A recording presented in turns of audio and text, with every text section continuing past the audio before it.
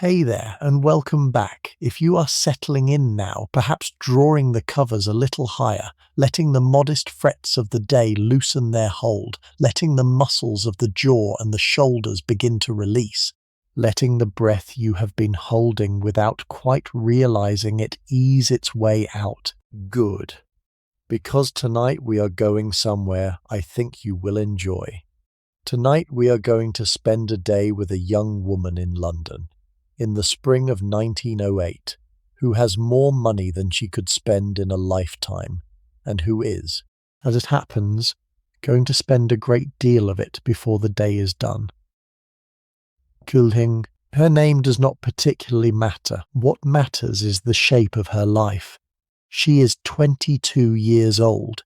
She is American, born in New York in 1885, the second daughter of a father who made his money in railroads in the years after the Civil War, and a mother whose old Knickerbocker family had been respectable in New York for 3 generations before any of the new money arrived. She has been married for 18 months as our day begins, to an English viscount whose family seat is in Northamptonshire, whose London house is on the south side of Belgrave Square, and whose financial situation before the marriage had become the sort of quietly desperate that the old English aristocratic families in the closing decades of the 19th century had learned to manage with discretion. The match between her father's money and her husband's title was the sort of arrangement that the English papers had begun to call, with varying degrees of approval, the Dollar Princess marriage,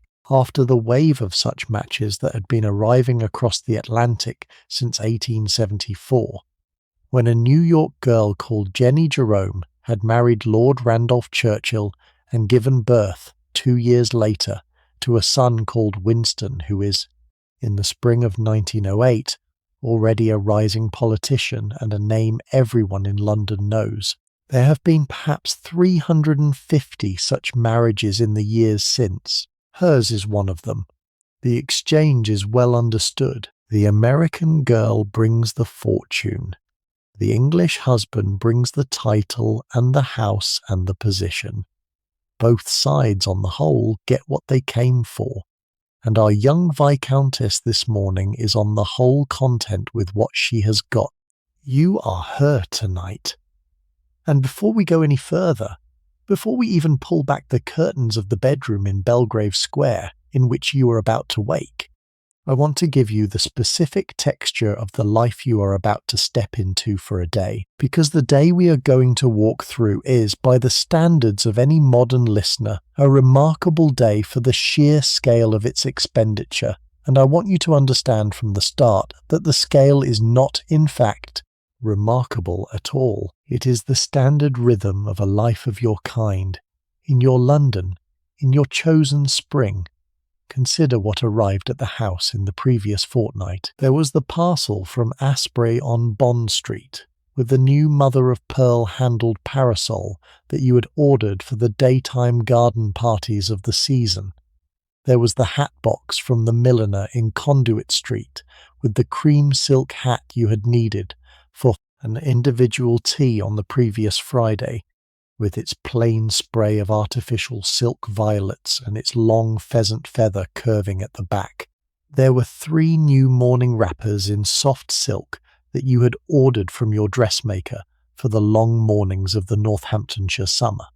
There were 2 pairs of evening shoes that had been delivered from Harrods on Wednesday, 2 pairs of day gloves that had been delivered from Harrods on Thursday, a minor shagreen jewellery case from a private jeweller in Hatton Garden, containing a piece of family jewellery your husband had reset for your birthday last month. There was the great consignment of wallpaper for the morning room of the country house, 3 large rolled crates that had taken 6 weeks to be specially printed in the little green and ivory pattern you and the decorator had chosen, which had finally arrived last Monday, and which would be hung by the workmen in July.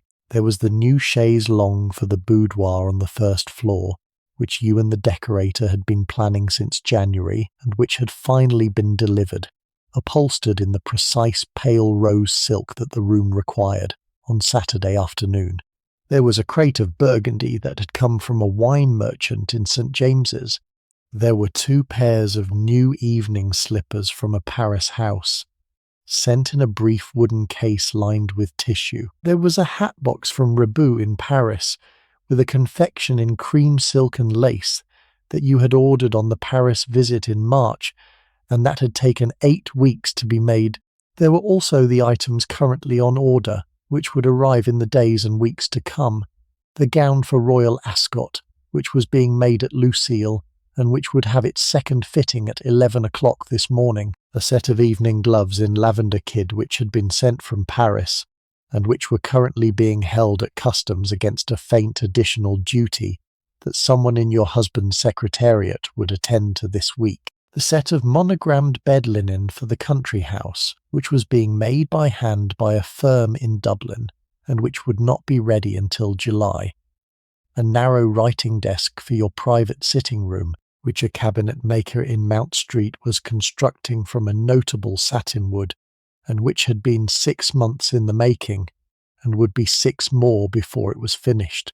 There was at the back of the longer-running negotiation between you and your husband the question of the Rolls-Royce Silver Ghost, which you had visited at the showroom in Conduit Street the previous month, and which you very much wished to order, and which he very much wished you not to, and which would, in the slow, careful way that married disagreements about expenditure resolve themselves, eventually be ordered in the autumn after he had quietly come round to the view. This is the rhythm of the spending.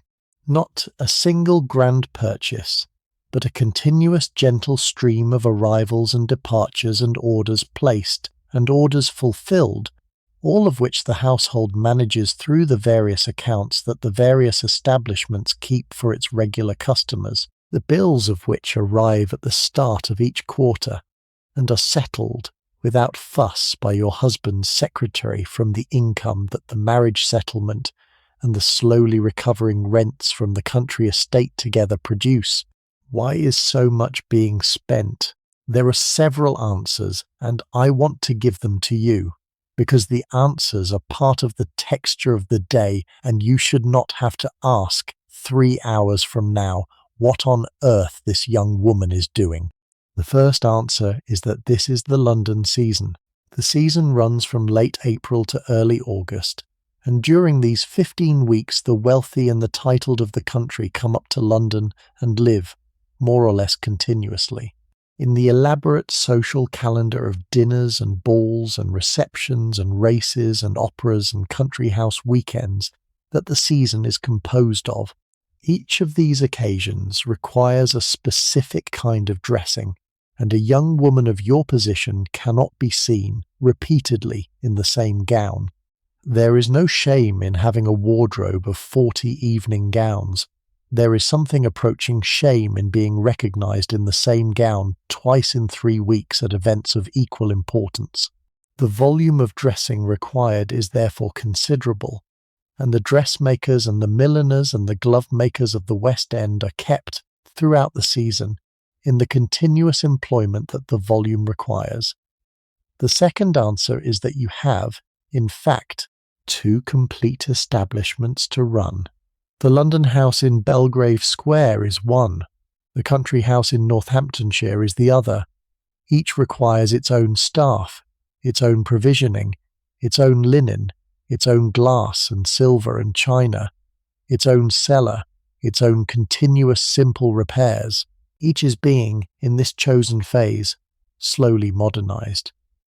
The London house was redecorated in the months immediately before your wedding, in a redecoration paid for from your money, and the country house has been undergoing a similar gradual process in the 18 months since, with the thinning roof replaced last summer, and the worst of the carpets renewed last autumn, and the morning room being done at the present moment, with the wallpaper that arrived last Monday. The accumulated cost of the slow restoration of the country house, when the bills are finally tallied at the end of the 3rd year of the marriage, will run to something approaching £10,000. We will come, in a moment, to what £10,000 means. The third answer is that you are at the limited private level of your own marriage only 18 months in. 18 months is the period in which an Edwardian aristocratic establishment is, in the technical phrase of the era, being put on its proper footing. The new viscountess takes the household in hand. She redecorates. She restocks.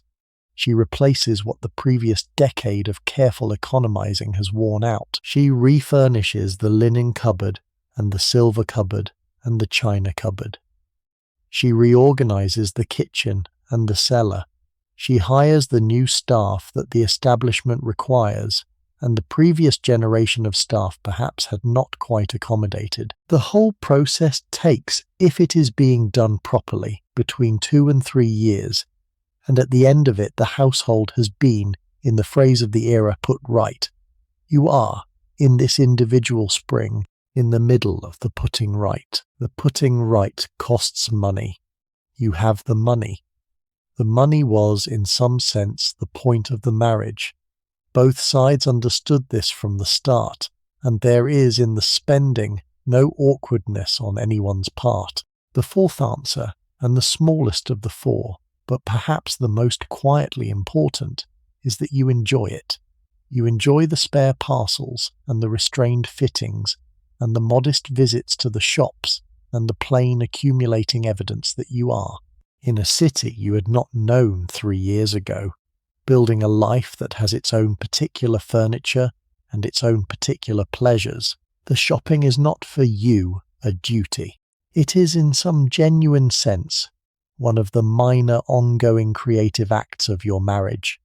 You are choosing every week what your life will look like and feel like and smell like. The florist bottles on the dressing table, the Liberty fabric on the little armchairs, the Lucile gowns on the racks in the dressing room, the railway children published 2 years ago on the bedside table waiting to be read. All of these were chosen by you in the past several months, and they are, altogether, the brief tangible expression of the taste of a young woman who is, for the first time in her life, in entire command of her own household. I want to give you one more piece of context before we go to the bedroom, which is a question about scale. What does it mean in practical terms when we talk about the expenditure of a dollar princess in 1908? The numbers in the day to come will be in pounds, and a pound in 1908 is a unit whose modern equivalent depends on which way you measure. Measured against the price of basic goods, a pound in 1908 is worth roughly £130 today, the sort of multiplier that a straightforward inflation calculator will give you. Measured against what people earned, however, against the wages and incomes of the era, a pound is worth more like £700 to £900 in modern terms, because wages have risen far faster than prices over the past century. The second measure, the income measure, is the one that captures what the money actually meant in the social world of the time. By that measure, a butler's annual salary of £80 is something like £60,000 in modern income terms. A respectable middle-class family living on £300 a year is on roughly £220,000. A Lucile gown costing £120 is the equivalent of around £90,000 for one dress worn for one occasion. The dressmaker's monthly bill of £87.14, which is on its way to the house this morning in the post, and which you will glance at, with no particular concern, over your tea, is roughly £65,000 for 1 month of new clothes from one supplier. The day's total expenditure, when it is tallied at the end of the evening, will run to somewhere between £225,000 and £300,000 in modern income equivalent, all on a Tuesday. On a day that is not, by the standards of your life, an unusual day. Hold this in mind as we go through it. None of it is unusual. All of it is the rhythm of a life lived at a high pitch of human comfort, in one spring of one Edwardian year. The young viscountess in the bed in Belgrave Square is not, in any sense in which she would have understood it, being extravagant. She is simply living as the women of her position lived, with the resources that her marriage and her father between them had placed at her disposal. The day to come is one day in many such days. The shape of it will, by the time we reach the bedroom at midnight again, have given you a fairly complete picture of what such a life looked like, felt like, and tasted like in the closing years of the long Edwardian summer that had perhaps 6 more years to run before the world that produced it began the slow process of dismantling itself in the trenches of France. This is the world you have woken up into this Tuesday morning in late May 1908. The clock on the faint enamel table beside your bed shows 9:30.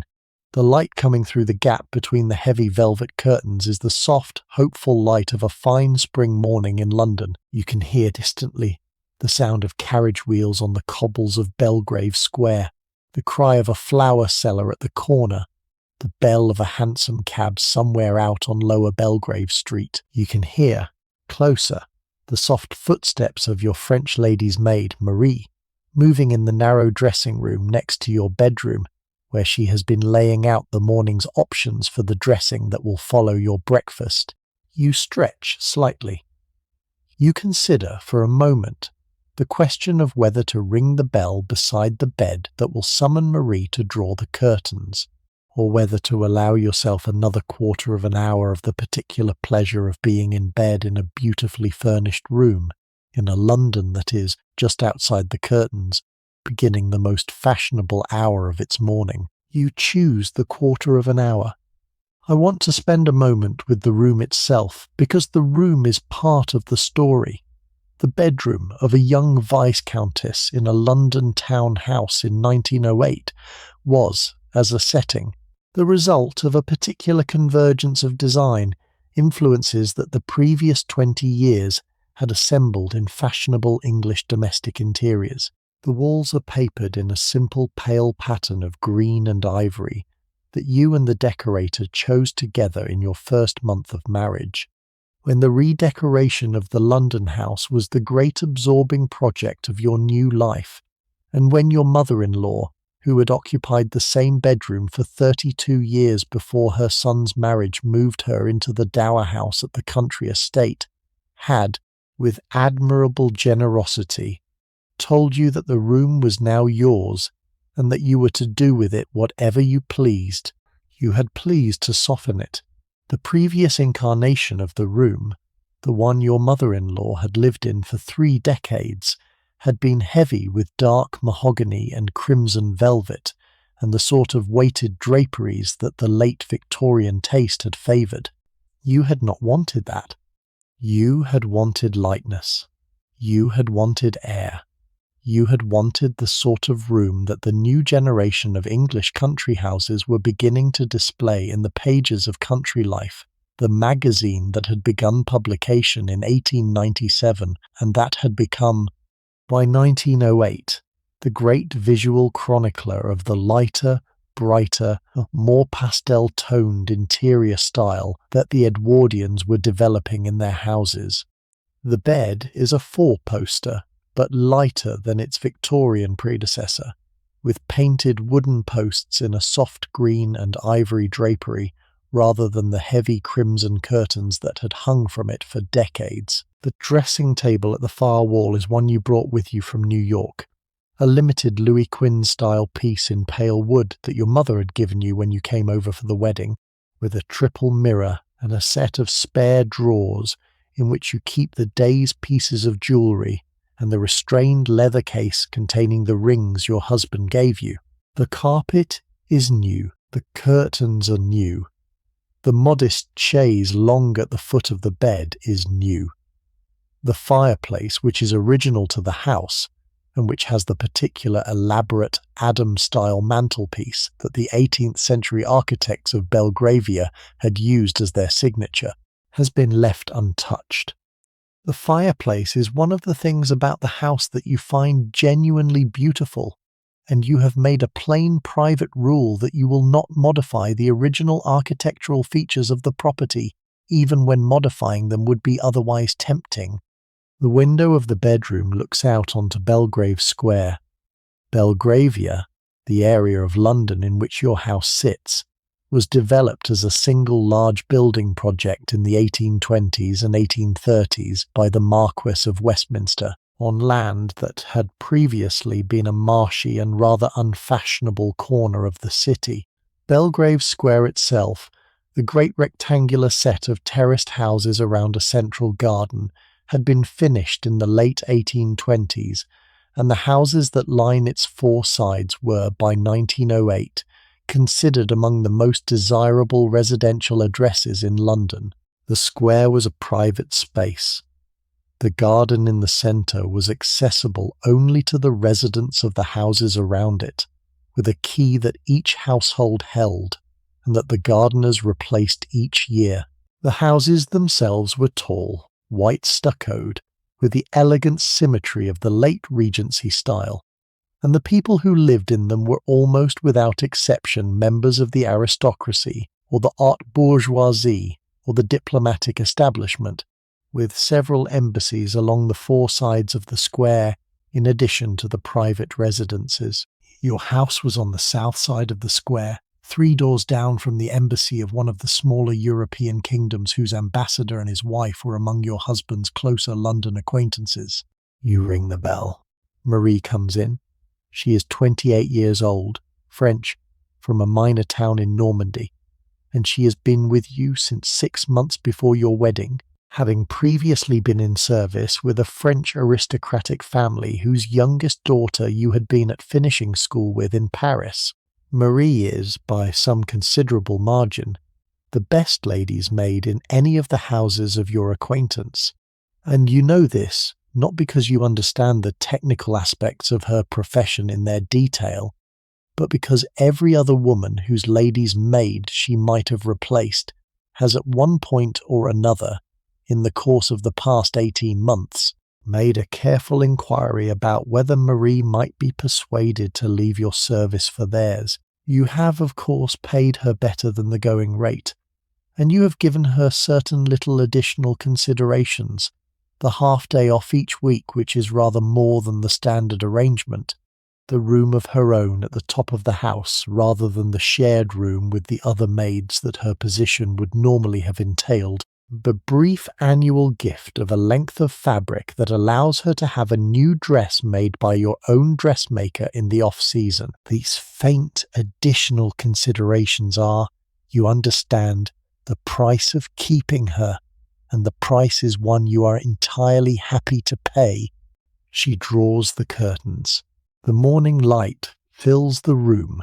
She crosses to the bed, picks up the narrow silver tray on which the post has been laid out by the footman who brought it up at 9:30, and sets the tray on the bed beside you. The post in 1908 was already arriving twice a day in the centre of London, sometimes 3 times, and the morning post that the footman had brought up included the letters that had arrived overnight from outside London, and the letters that had been delivered by the early morning service from within the city itself. There were perhaps a dozen letters on the tray. You pick them up, one at a time, and consider them. The first letter is from your sister in New York.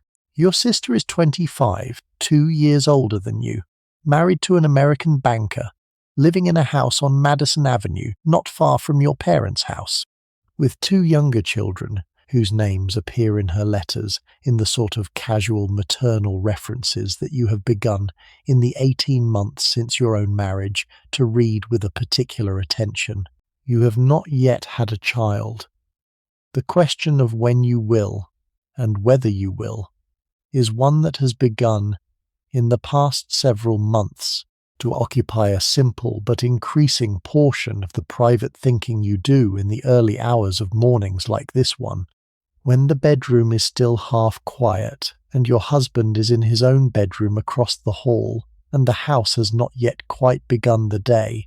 Your sister's letter is 4 pages long, written in the neat sloping hand that she has had since childhood, and it covers, in the order in which the topics presented themselves to her, the recent visit of your aunt from Boston, The limited repair work being done on your parents' house at Newport, the weather, the political situation, as your sister's husband had described it to her over dinner the previous Thursday, a long passage of family news, whose details you read with the affection that only family news read across an ocean can produce, and finally a brief and slightly anxious inquiry about whether you are well, whether the spring has been kind to your health, whether your husband is being attentive, and whether you have any news to share. The last inquiry is, of course, the question about a possible pregnancy, asked in the spare, careful code that married women of your circle had developed for asking such questions across the post. You will, you decide, write back to her this afternoon and report that there is no news. The second letter is from your mother. Your mother writes weekly, in letters of considerable length and considerable detail, in the sort of correspondence that the well-educated American women of her generation had developed into a minor literary form. Her letters are full of news, gossip, social observation, occasional careful advice, and the restrained expressions of maternal anxiety that are, at 22, both reassuring and slightly oppressive. This week's letter is, by her standards, a relatively short one. She tells you about a dinner party she attended at the Astor's house.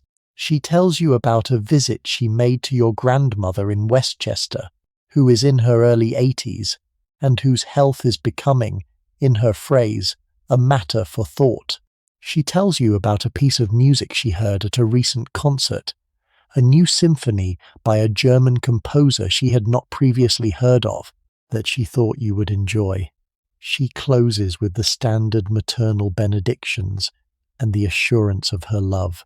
The letter is signed, as her letters always are, with her full Christian and maiden name, in the formal way that the older generation of American women had been brought up to sign their personal correspondence, regardless of how informal the contents.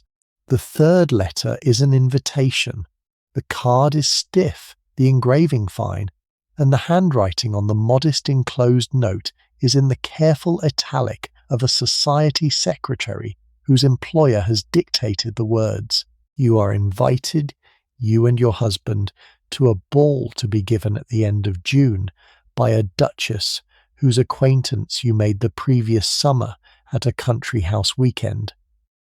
The duchess is in her late 40s, a woman of considerable elegance and considerable shrewdness, who took on that country house weekend an interest in you that you have learned in the months since to recognize as a kind of social patronage. She had perhaps decided that you were the sort of American she could be friends with. She had perhaps formed the calculation that an alliance with a young American viscountess of substantial fortune was a useful thing for her own circle to maintain.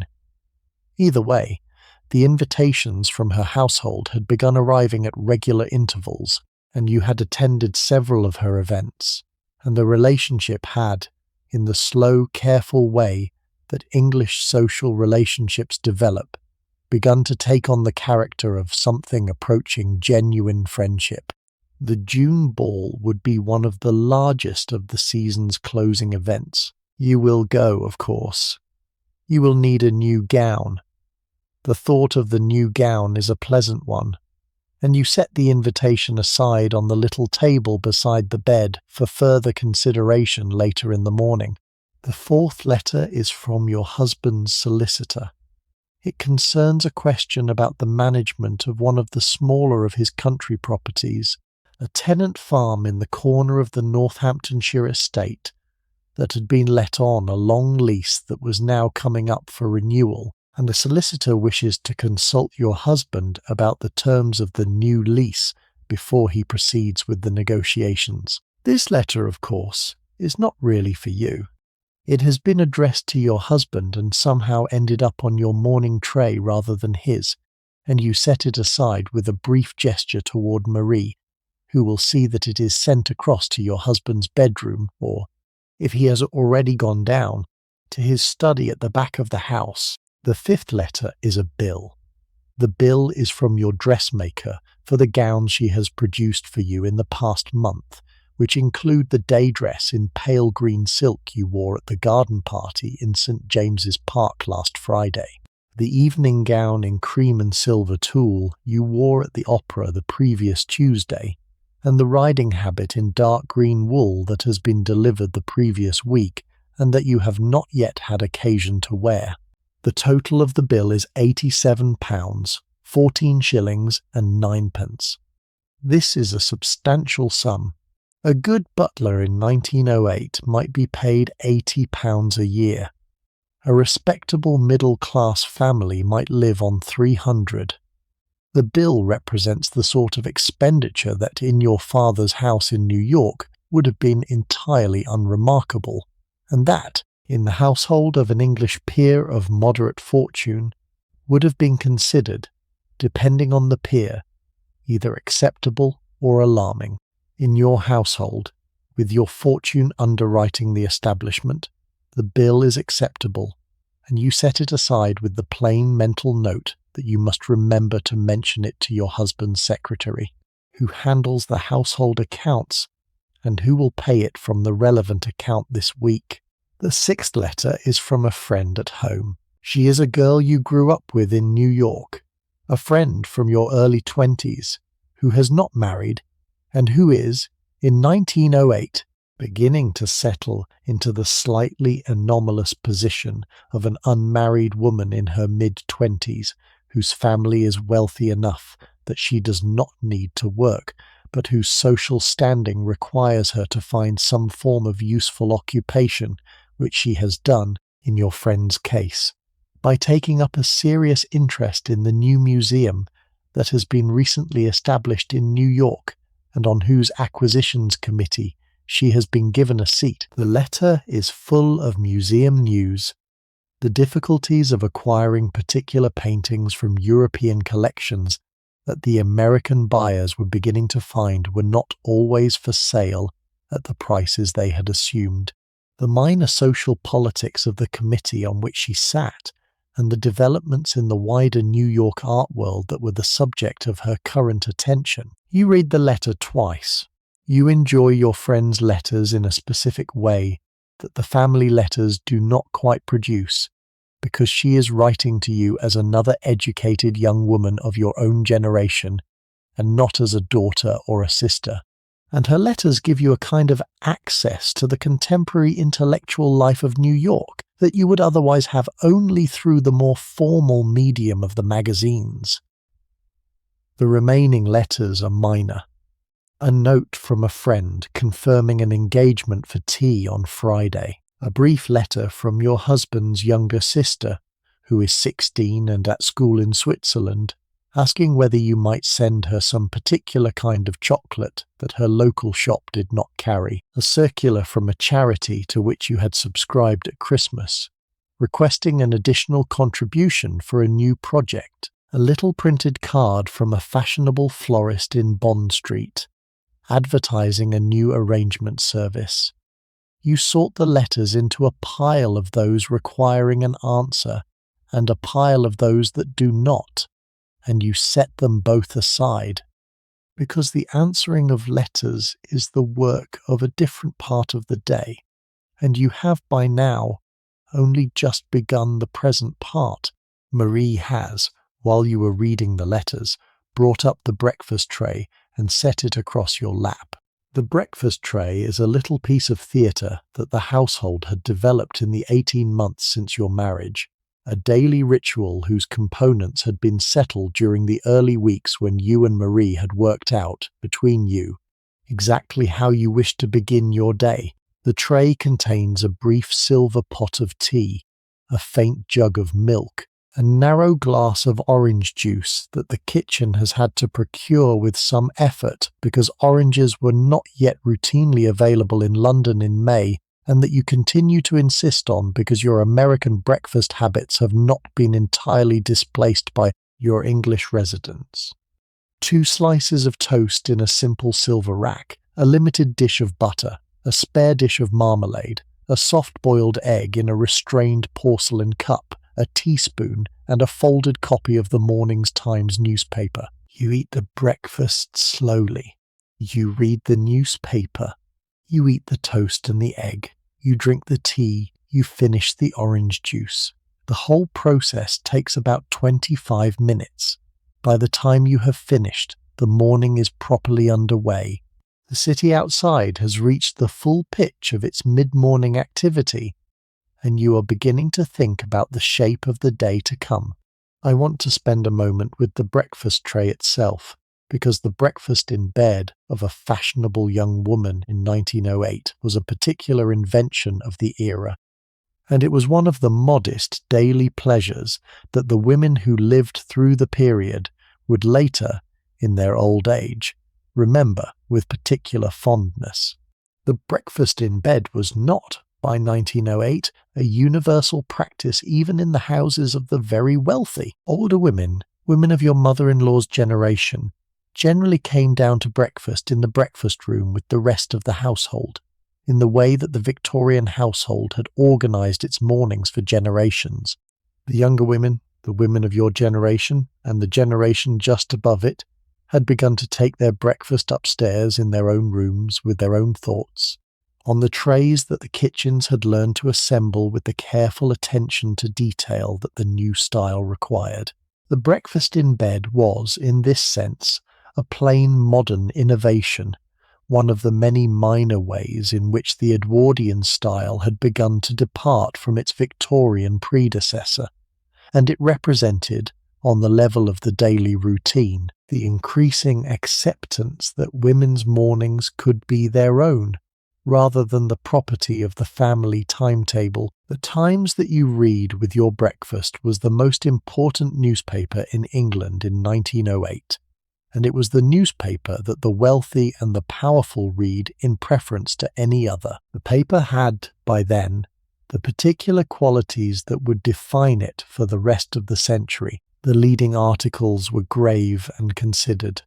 The foreign coverage was extensive. The court and personal news was extensive.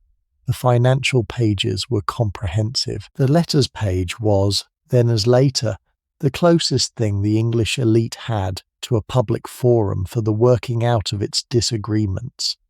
You read the Times not because you found it particularly entertaining, but because reading it was, for the sort of woman you had become, a little daily duty. You needed to know what was in the paper.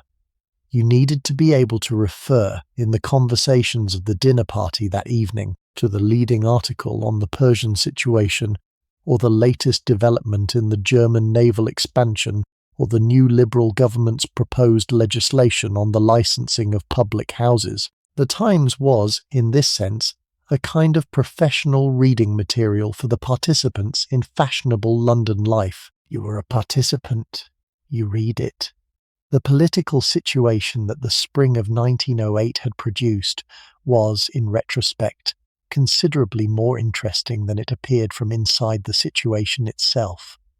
The Liberal government, which had come to power in the great electoral landslide of 1906, was in the process of reshaping itself under a new Prime Minister. Henry Campbell Bannerman, who had led the Liberals to victory and had been Prime Minister for the previous 2 years, had resigned in early April due to ill health and had died less than a fortnight later in his apartment at 10 Downing Street. On the 22nd of April, Herbert Asquith, who had been Chancellor of the Exchequer, had taken over as Prime Minister. The new cabinet had been announced, and one of its more striking features was the inclusion of David Lloyd George, the fiery Welsh radical, as the new Chancellor of the Exchequer, and Winston Churchill, the young politician you have been hearing about for years, and whose mother is one of the original dollar princesses, in the cabinet as President of the Board of Trade. The political character of this new Liberal government was, even in 1908, beginning to make the older English aristocracy slightly uneasy. There was talk in the more conservative drawing rooms of new taxes, of increased death duties, of welfare programs that would require the wealthy to pay considerably more than they had previously been accustomed to paying. The Liberals were, in the spring of 1908, beginning to set the stage for the great political confrontation that would unfold 2 years later in the people's budget crisis and the constitutional struggle that followed it. None of this is yet visible from the bedroom in Belgrave Square in May 1908, but the brief early signs of it are in the pages of the Times that you are reading over your tea. The conversations at the dinner tables of the season are beginning slightly to circle around the question of what this new Liberal government might mean for the position of the people who had previously taken their position for granted. The Times also, of course, carries the court and personal news. The king has been at Biarritz for several weeks, taking the spring weather on the southern French coast in the company of a faint private party that included, as everyone in London knew but no one openly discussed, Mrs. Alice Keppel, the wife of an English officer who had been the king's principal mistress for the better part of a decade, and whose presence in the king's narrow private parties was, by 1908, simply a fact of the king's life that fashionable London had agreed to acknowledge by polite indirection. The Queen, Alexandra, was in London. The Prince of Wales, the king's eldest son, who would in 2 years become King George V, was attending to his various official duties. The court calendar for the season was, you noted, exactly as it had been the previous year and the year before that, with the same sequence of state events leading up to the great fixed points of the social year. The Royal Ascot meeting in mid-June, the State Ball at Buckingham Palace, the King's birthday parade at Horse Guards, and the closing of the London season around the 12th of August, when the country left for the grouse shoot in Scotland. This then was the world that the morning's reading had laid out for you. A new Liberal government beginning its work. A king abroad with his mistress. A season in full swing. A sister at home in New York. A mother-in-law preparing the evening's dinner party. A husband across the hall whose own day was just beginning. A bill from the dressmaker to be paid. An invitation to a duchess's ball to be answered. A fitting at the couturier this morning at 11, lunch at the Ritz at 1, an afternoon at Harrods, tea at 5, the dressing for dinner at 7, the dinner party at 8. The whole day, in short, was already laid out before you, and the question was only how you would move through it. You set the tray aside. You rang the bell. Marie returned. The dressing began. The morning dressing in 1908 was a more elaborate ritual than the modern reader might immediately suppose, but it was also, by the standards of the great evening dressings of the era, a relatively quick affair. The morning dressing took, from start to finish, about 45 minutes, as compared to the 2 hours or more that an evening dressing for a major event would require. It began with the bath, which Marie had drawn for you in the simple bathroom that had been recently installed in what had previously been a dressing room adjacent to your bedroom. The bathroom itself was one of the great modern features of the house, the result of the substantial renovations that had been carried out in the months immediately before your wedding, when the previous Victorian arrangements of the establishment had been comprehensively updated to the new standard that the houses of fashionable young couples were beginning to require. The bathroom had hot and cold running water, both of which arrived at the bath through the modern brass taps that the better London plumbers had begun to install in the past decade. There was a separate wash-hand basin against one wall with its own taps. There was a water closet, which had been installed in the limited adjacent room with its own door, in the sort of arrangement that the Edwardian sense of propriety required. The whole apparatus was new, gleaming, and relatively quiet, and it represented, in the spare hours of the morning when you stepped into the warm bath that Marie had run for you with the appropriate quantity of bath salts, one of the restrained luxuries of modern life that you found yourself appreciating each day. The bath itself was brief. You bathed for about 10 minutes, with the modest additional pleasure of the lavender-scented bath salts that Marie had ordered from a plain chemist in Bond Street, whose preparations were considered, in your circle, to be the best in London. You washed. You stood up. Marie wrapped you in a large white linen towel that had been warming on the minor heated rail beside the bath, and you returned to the bedroom for the dressing. The clothing of an Edwardian woman in the morning was the most relaxed of the day's costumes, but it was still, by modern standards, a considerable assemblage of layers and structural undergarments. The first layer was the chemise, a knee-length garment of fine cotton or silk that served the function of an underdress, and that was, in the warmer months of the year, the only direct contact with the skin that the rest of the costume would have. The chemise was followed by the corset. The corset of 1908 was a particular instrument that had developed in the past few years into a shape that was, by the standards of the previous Victorian decades, considerably less constraining at the waist, but considerably more demanding at the bust.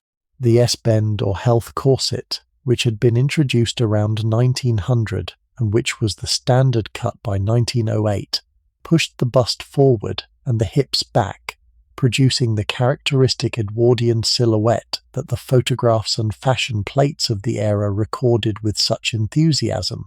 The S-bend was, paradoxically, sometimes worse for the wearer's health than its more thoroughly waist-cinching predecessors, because the forward thrust of the bust placed unfamiliar strain on the lower back, and many women of the era developed back trouble in their 30s that doctors of subsequent generations would identify as having been produced by years of S-bend wearing. You did not, in 1908, know any of this.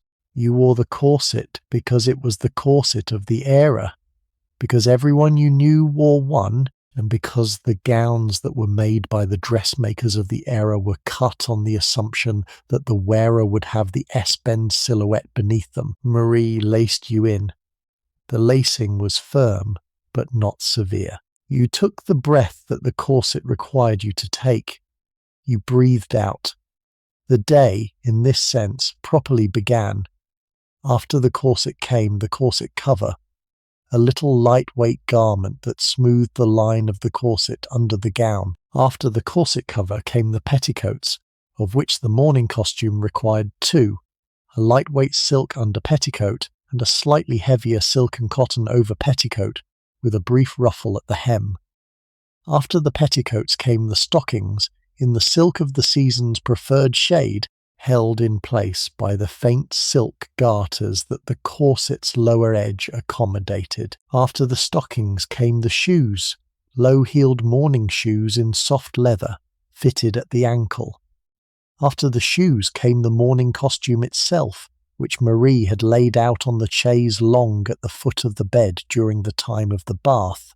The morning costume that Marie had selected for you, after the narrow consultation that had taken place between the two of you the previous evening when you had reviewed the day's engagements together, was a tailor-made walking suit in pale grey lightweight wool, the sort of costume that the new fashion of 1908 had begun to designate as appropriate for a young married woman's morning shopping and visiting. The skirt was long, ankle-length, gored, with a slight train that swept behind you when you walked. The jacket was fitted, with a simple collar in white linen, with the sort of careful tailoring that the better London tailors had developed for the women of fashionable society in imitation of the cut of men's morning coats. The blouse beneath the jacket was a high-necked silk in a paler grey than the suit, with the limited ruffle at the throat that the season's fashion required. The whole costume was finished with a spare leather belt at the waist, in the same colour as the shoes, and a restrained brooch at the throat, a piece of family jewellery that your husband's mother had given you on your wedding day from the collection of modest Berlin jewels that the family had kept for several generations. The hat was a separate matter. The hat was, in the spring of 1908, the most important single item in a fashionable woman's morning costume. and the choice of hat had been, in the consultation with Marie the previous evening, the subject of more discussion than any other element of the costume. The Edwardian hat of 1908 was a substantial object. The fashion of the period had moved decisively away from the smaller hats of the late Victorian era, and had embraced, with considerable enthusiasm, the very large hat that the next several years would see grow even larger before the great correction of the war years brought hat sizes back down. Your hat for this morning was a wide-brimmed affair in cream-coloured silk and straw, with a band of pale grey ribbon to match the suit, and with a plain spray of artificial silk flowers in soft white and pale pink. The hat was fastened to your hair with 2 long hat pins, the placement of which Marie had practised over the past 18 months, until she could insert them without consultation, and the hat pins themselves had minor jewelled heads in pearl and crystal that protruded from the hat in the way that the season's fashion required. The hat sat well on you, the brim shaded your eyes. The whole effect, as you turned in front of the long mirror in the dressing room, was of a young woman of fashion, equipped to face the morning with confidence. The hair beneath the hat had its own particular requirements. The fashion of 1908 was for the hair to be dressed high on the head, in the soft full pompadour style that the previous decade had developed. The hair was rolled forward over a little frame called a rat, which was a kind of pad of horsehair or wool, over which the hair was arranged to give it the necessary fullness. The rat was a piece of equipment that no fashionable woman of the era publicly discussed, but that every fashionable woman owned. Marie had dressed your hair in the standard morning arrangement, with the rat providing the body and your own hair arranged over it in the soft full sweep that the period required, and the whole construction had been pinned in place with the brief mother-of-pearl pins that the dressing table held in a faint porcelain dish. The hair, like the corset, was not entirely comfortable to wear, the pins pressed against the scalp. The rat occasionally shifted slightly during the day in ways that required the discreet application of additional pins. The whole arrangement weighed, by the time it was complete, considerably more than the natural weight of your own hair, and by evening you would have a narrow headache at the back of the head that the late Victorian and Edwardian women of the period accepted as one of the routine inconveniences of fashionable life. The dressing was complete.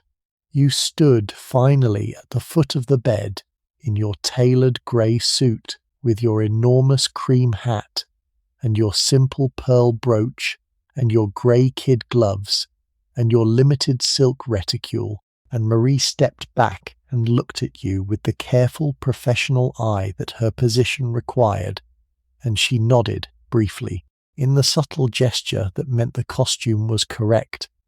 You picked up the spare notebook in which you wrote the day's appointments. You picked up the restrained enamelled card case that contained your visiting cards.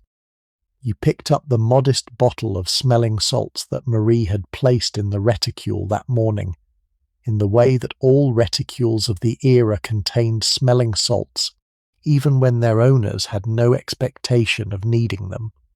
You went to the door of the bedroom, and Marie opened it for you, and you went out onto the landing and down the wide staircase of the house to the front hall, where the carriage had been called and where one of the footmen was waiting to open the front door and hand you down to the brougham that was standing at the curb of Belgrave Square. I want to spend a moment on the carriage, because the carriage in 1908 was, like the bedroom and the bathroom and the breakfast tray, a modest piece of social information whose details said something about the household it served.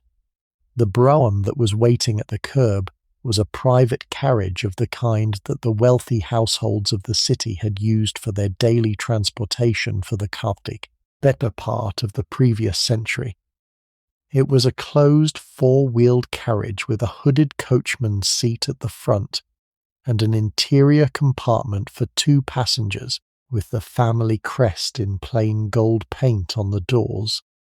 The horses, two well-matched bays, had been brought up from the mews behind the house, where the household stables and their attendant grooms occupied the buildings whose original purpose had been the housing of the carriages and horses of the great houses of Belgravia.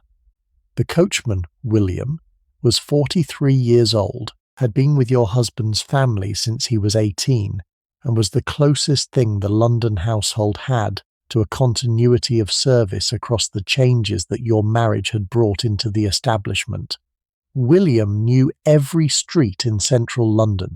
William knew which streets to avoid at which hours of the day. William could, in the course of any reasonable London journey, manage the minor considerations of road traffic and turning circles, and the placement of the horses on the cobbles in a way that the new motor car drivers, who were beginning to appear on the streets of London in increasing numbers, could not yet quite match. You and your husband had, in the past several months, had a little ongoing and unresolved disagreement about the question of the motor car. You had wanted to order one. You had, in fact, gone so far as to make a discreet visit to the showroom of the Rolls-Royce Company in Conduit Street, which had opened only a few years earlier, and which was, by 1908, the most prestigious motor car dealership in London.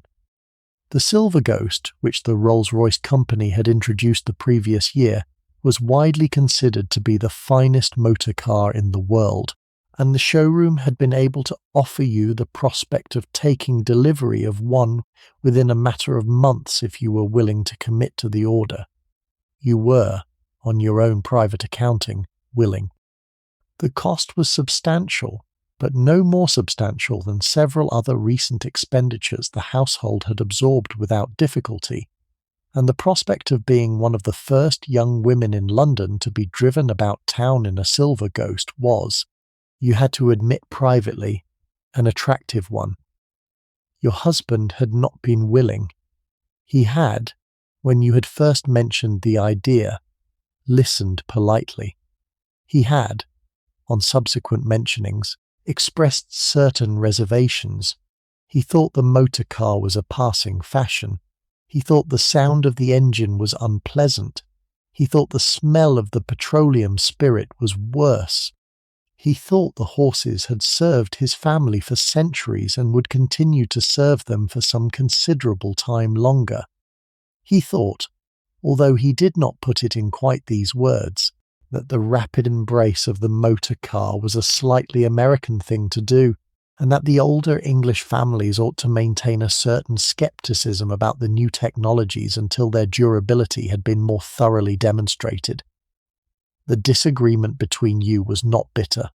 It was on his side, the sort of mild stubbornness that you had begun to recognize as one of his characteristic attitudes, a slight resistance to anything that disturbed the established patterns of the household. It was on your side, a brief private amusement. You knew that you would, eventually, get the motor car. You knew that you would have it within a year, perhaps within 6 months, and that he would, after the first few weeks of using it, find that he had quietly become accustomed to it and would no longer protest. You were happy to wait. The brougham, in the meantime, served perfectly well. You sat in the brougham. William, on the box, gave the horses the faint clucking signal that started them. The carriage rolled away from the curb of Belgrave Square. The morning's first errand was to the dressmaker, in Hanover Square, 1/2 mile to the north.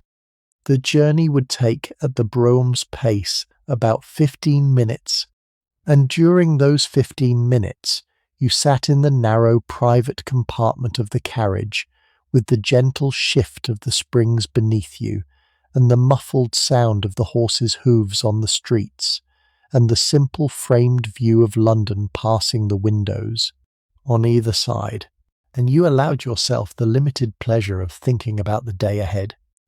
The streets through which the carriage was now moving were, in the spring of 1908, among the most beautiful streets in any city in the world.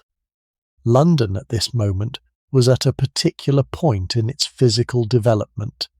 The great Victorian rebuilding of central London had been substantially completed. The major squares and terraces of the West End been finished or substantially modernised. The new Edwardian buildings that were beginning to appear, the great commercial palaces of Regent Street and the new Selfridges store that was being constructed in Oxford Street and would open the following year, were going up alongside the older Regency and Georgian and Victorian fabric of the city in a way that produced a particular layered density that no other capital city in Europe quite matched.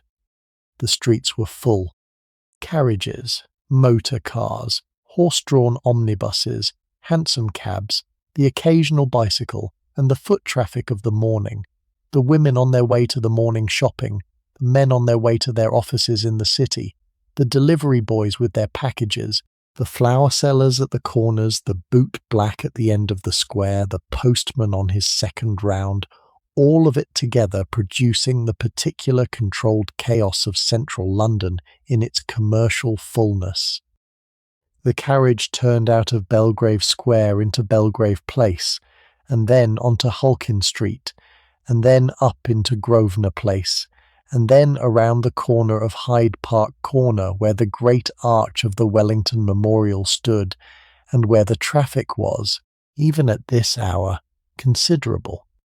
The carriage joined the procession of vehicles moving up Park Lane, with Hyde Park stretching out to the left and the great houses of Park Lane standing on the right, and after a few minutes turned right into Mount Street, and then through Berkeley Square and across into Hanover Square, where the address of the dressmaker was on the south side, in a discreet doorway that gave no indication from the street of the establishment within.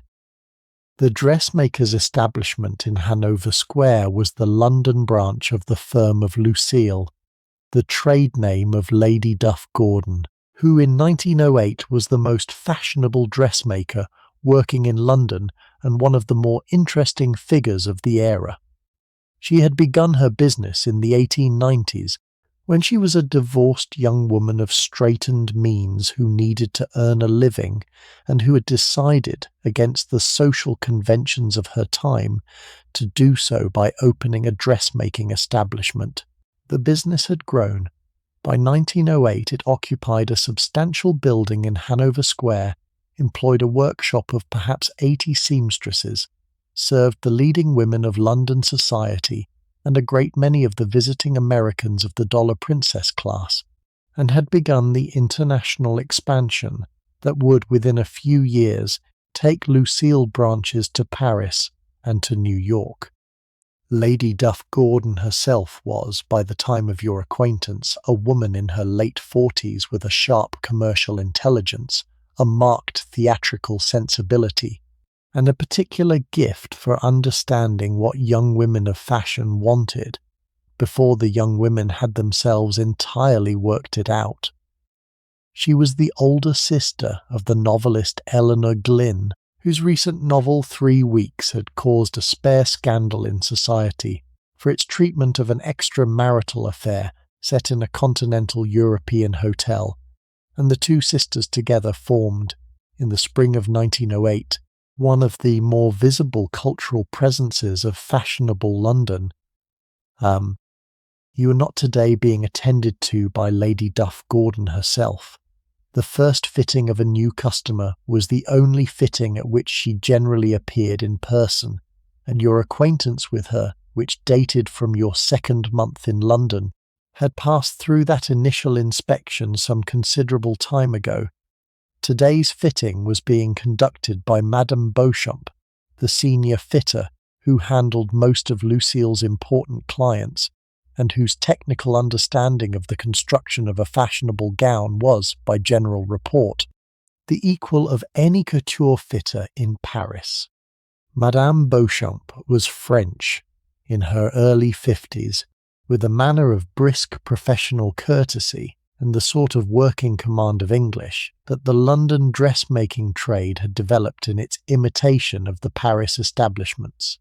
She received you in the restrained fitting room on the first floor of the building, which Marie had previously visited to deliver the petticoats and the corset that the morning's fitting would require, and which was furnished with the sort of soft greys and rose pinks and pale blues that the Lucile aesthetic had made into its signature colour palette.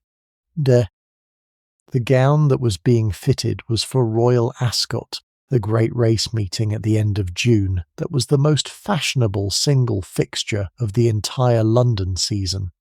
Royal Ascot in 1908 was attended by the King and the Queen and the various members of the royal family who happened to be available, and the public enclosures of the racecourse functioned for the 4 days of the meeting as a kind of vast outdoor extension of the London ballroom in which the wealthy and the titled and the merely fashionable assembled in the most elaborate possible costume to be observed by the wider public, and to observe each other.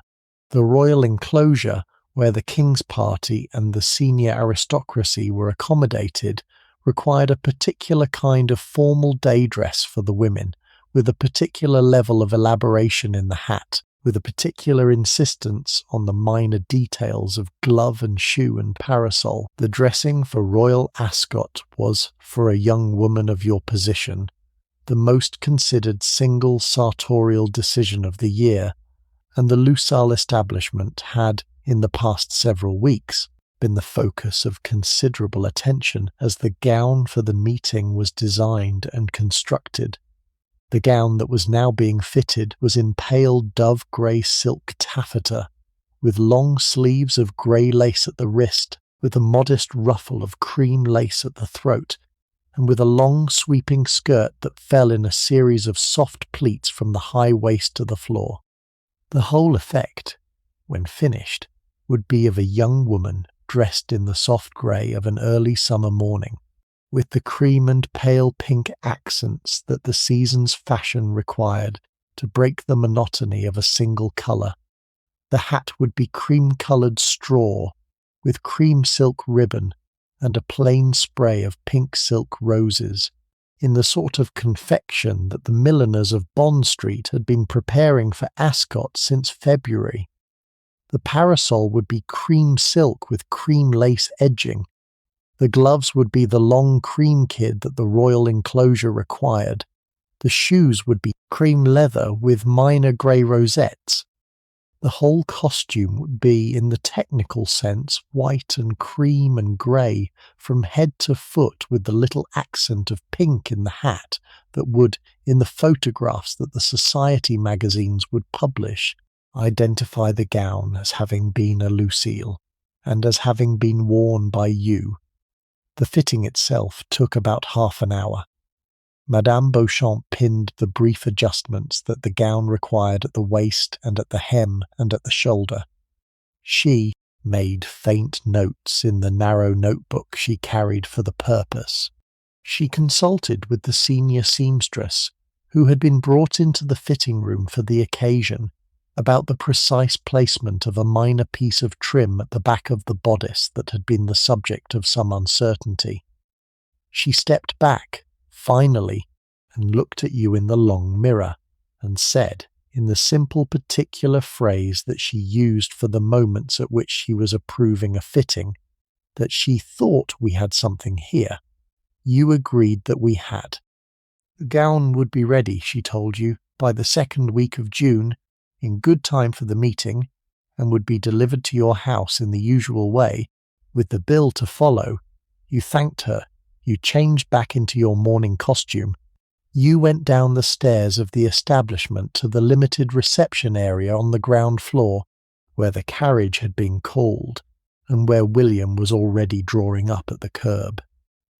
The next stop was Bond Street. Bond Street in the spring of 1908 was the centre of fashionable shopping in London, the place where the wealthy women of the city went to acquire the spare luxury items that the London season required. The street ran north from Piccadilly to Oxford Street, in a continuous line of restrained specialist establishments, whose names were, in many cases, already old in 1908, and would continue to be familiar names in the same locations a century later. The carriage stopped at the southern end of Bond Street, near Piccadilly, and you got out and walked the short distance to the first of the morning's destinations, which was the Perfumers of Floris in Jermyn Street, around the corner from Bond Street proper but functioning, for the purposes of the morning's expedition, as part of the same shopping circuit. Floris had been founded in 1730 by one Firminius Floris, a young man from the island of Minorca, who had come to London and had set up a perfumery and barber shop in the modest premises in Jermyn Street that the firm continued to occupy in 1908. The shop had received its first royal warrant in 1820 and had received others in subsequent reigns, and the plain interior of the establishment, with its dark mahogany cabinets and its old engraved glass bottles, and its particular quality of accumulated scent that no other shop in London quite matched, had become one of the minor pilgrimage destinations of fashionable London life. You had been a customer of Floris since shortly after your marriage, when your husband, on the occasion of your first wedding anniversary, had presented you with a beautifully wrapped parcel containing a little bottle of the establishment's lily-of-the-valley scent, and a handwritten note from the proprietor welcoming you to the firm's clientele. You had returned several times since. The senior assistant, who was called Mr. Peabody, and who had been in the establishment for 31 years, knew you by name, and had, on your previous visits, the subtle details of your preferred preparations already recorded in the leather-bound book that the establishment maintained for the recording of its customers' particulars. The visit to Floris this morning was brief. You were running low on the lily-of-the-valley scent, and you wished to acquire a fresh bottle, and you also wished to make a brief order of the stephanotis scent that the establishment had recently introduced, and that several of your acquaintances had been wearing with apparent pleasure. Mr. Peabody received you with the faint courtesies that he reserved for his regular customers.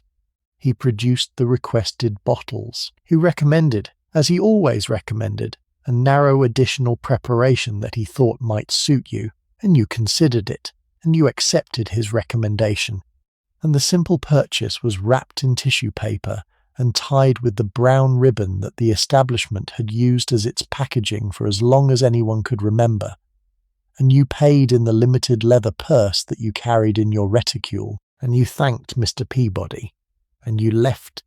The next stop was the bookseller. Hatchard's in Piccadilly was the oldest bookseller in London still operating from its original premises, having been founded in 1797 by John Hatchard, and the spare green-painted shop front in Piccadilly was, in 1908, one of the restrained, reliable fixtures of the West End. Hatchard's had a particular relationship with the wealthy and the literary among its clientele. The senior assistants kept track of which customers were interested in which authors, ordered new books on standing instructions, and provided the modest advisory service that was, in 1908, beginning to disappear from booksellers, but that Hatchard's had preserved with the sort of careful continuity that its position as the supplier of books to the royal household required. You went to Hatchard's perhaps twice a month. You were, by the standards of the women of your circle, an unusually serious reader, and your purchases at Hatchard's over the past 18 months had begun to fill the bookshelves in the plain library off your private sitting room in Belgrave Square. You had, on this morning, 2 specific items to collect, both of which had been ordered the previous fortnight and had now arrived.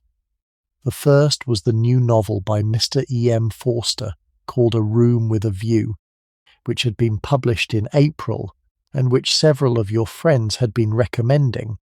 The second was a minor volume of essays by Mr. G.K. Chesterton, who had become, in the past several years, one of the writers in whom you took a particular interest. You collected both books. You paid for them. The senior assistant, who was called Mr. Bowes, Ask whether you would be at the bookseller's little private reception the following week to celebrate the publication of a new biography that Hatchards had been particularly involved in, and you said that you would, and the books were wrapped in the brown paper of the establishment, and you carried them back to the carriage.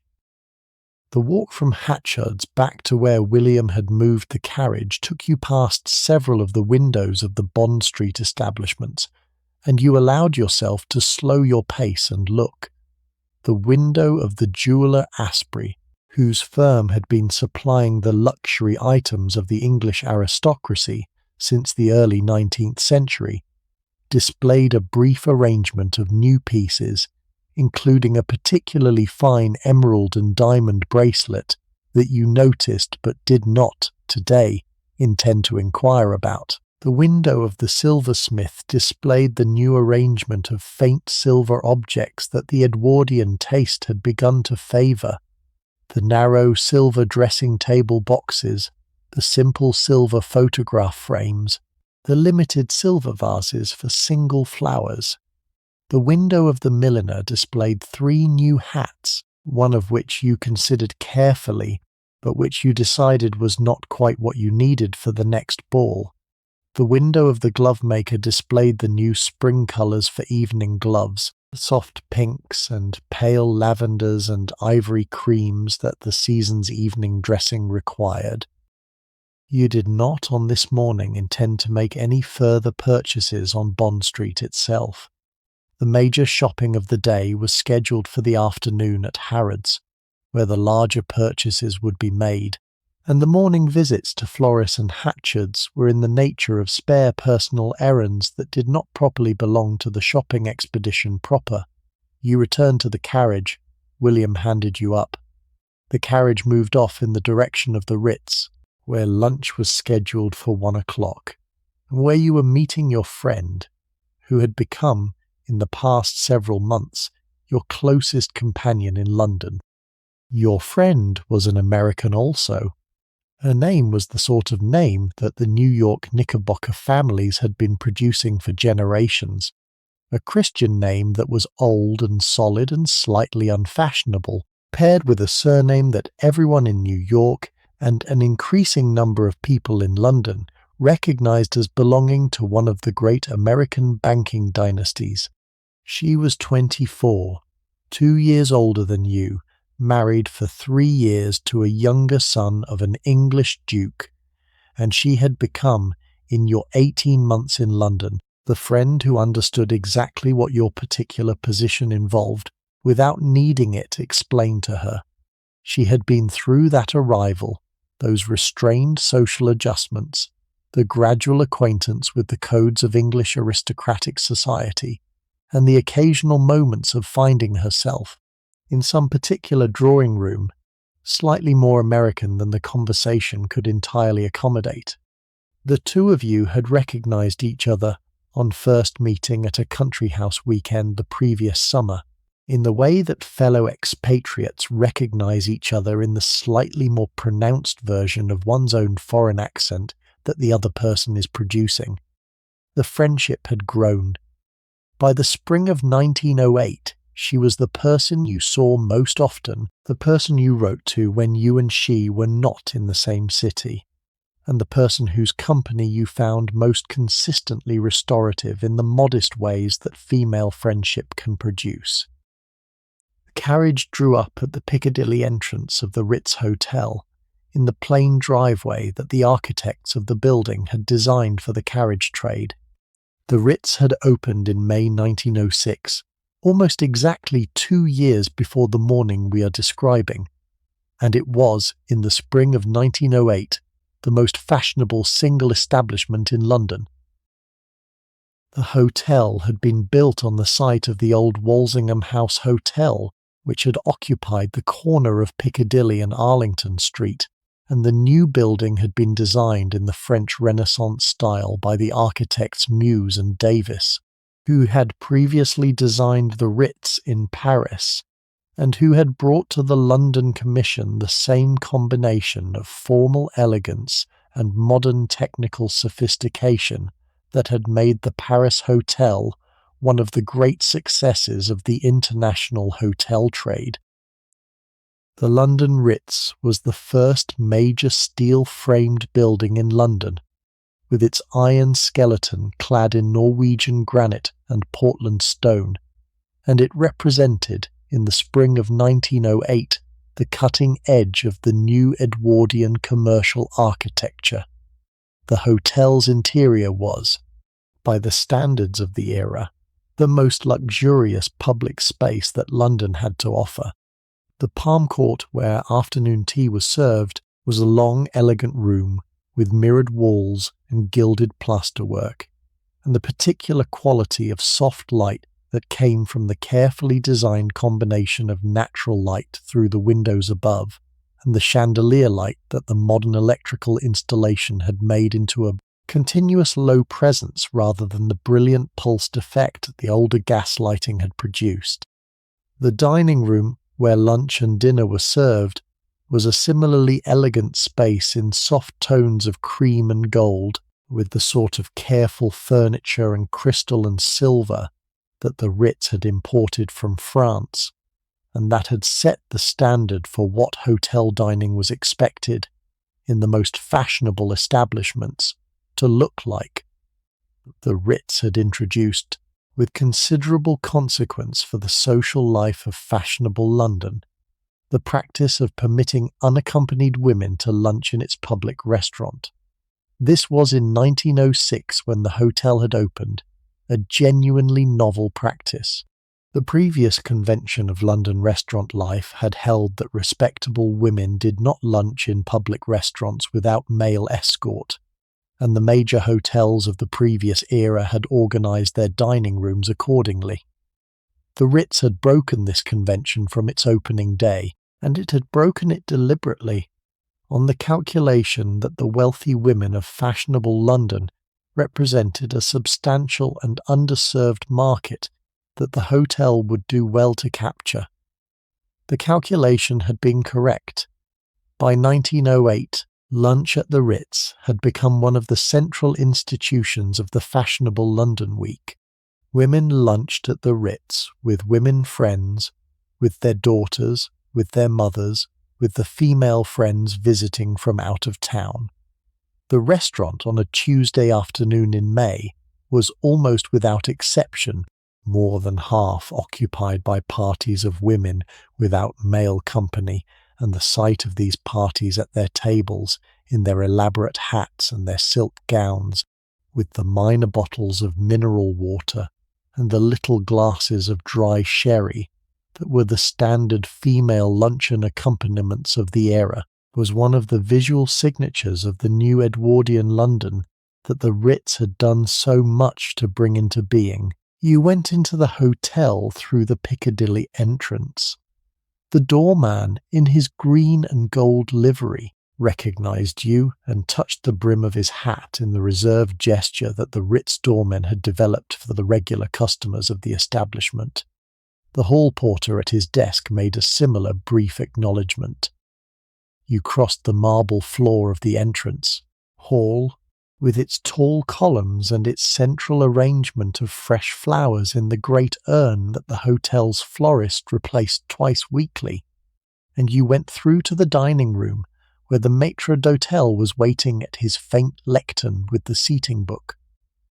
Agouton. The maître d'hôtel was Italian, in his early 40s, and his name was Signor Minetta. He had come to the Ritz from the Carlton Hotel 2 years earlier, and had become, in the period since, one of the narrow institutions of the fashionable lunching world. Signor Minetta had, by the standards of his profession, an exceptional memory for faces and for the simple social geographies of London. He knew which parties needed to be seated together. He knew which parties needed to be seated apart. He knew on any given lunchtime where the mistresses were sitting and where the wives were sitting, and he managed the spatial organisation of the dining room in such a way that the various parties did not, at any moment, find themselves more closely adjacent than the comfort of the room could permit. He greeted you with the limited particular bow that he reserved for the regular customers. He said, in his careful English, that your friend had already arrived and was waiting for you at the table. He led you through the dining room to a table by the window, where your friend was seated, in a costume that was almost a parallel to your own, in its general scheme of soft pearl grey and cream, and spare touches of pink. And the two of you greeted each other with the restrained kiss on either cheek that was, by 1908, the standard greeting between intimate female friends in fashionable society. You sat. You ordered. The lunch at the Ritz in 1908 was a relatively light meal by the standards of the heavy Victorian dining tradition, in keeping with the lighter, more selective approach to food that the new Edwardian style had begun to favour for women's lunches. You ordered consommé. You ordered a modest portion of grilled sole. You ordered a modest green salad. You ordered a plain dessert of fresh strawberries with cream. Your friend ordered the same, with the substitution of a minor cutlet for the sole. The wine waiter came and took the order for the little bottle of Vichy water and the 2 brief glasses of dry sherry that were, as I have mentioned, the standard female luncheon accompaniments of the era. The lunch, when it began arriving, came at the careful pace that the Ritz had developed for its female luncheon clientele, with the courses spaced out at intervals that allowed for substantial conversation and that did not require the diners to rush. The conversation was the central content of the lunch. The food was an accompaniment. The wine was an accompaniment. The room and the dressing and the careful service were the setting. The conversation, in which the two of you participated for the better part of 2 hours, was the actual substance of why the lunch was being held. It covered, as the conversations of female friendships in their established phase always cover, a wide range of topics in a fluid order that no observer, watching from another table, would have been able to predict. There was, at the start, the faint ritual exchange of news from the previous fortnight, since the two of you had last lunched together. Your friend had been at her husband's family seat in Yorkshire, and had returned the previous Friday. She told you about the visit. She told you about the narrow comic episode involving her husband's elderly aunt and the gardener, and a particular question about the planting of the rose beds that had, in the careful telling, the makings of a story you would both remember for years afterward. She told you about the news from her sister at home in New York, who was about to have her 3rd child. She told you about the new dress she had ordered from her own dressmaker, who was a French firm in Conduit Street rather than Lucile, and who was, in her opinion, the better firm of the two. The disagreement between you about the relative merits of the 2 dressmakers was an old and friendly one that the 2 of you had been conducting in a desultory way for about a year, with neither side making any real attempt to convert the other. You told her, in your turn, about your mourning. You told her about the fitting at Lucile, and about the gown for Ascot, which she would see at the meeting at the end of June, and which she would, you knew, judge with the careful attention that the women of fashionable London applied to each other's Ascot toilettes. You told her about the visit to Floris, and about Mr. Peabody's recommendations, and about the new stephanotis scent which she had not yet tried, but which she said she would consider. You told her about the books you had collected at Hatchard's, and about the new Forster novel which she had not yet read, but which she had heard described by another of your common friends in terms that she had found promising. The two of you talked about the novel, and about its rumoured plot, and about whether the simple love affair between the heroine and the unsuitable young man would, in the conventions of contemporary English fiction, be permitted to come to a happy ending. You suspected that it would. Your friend, who was the more cynical of the two of you, suspected that it would not.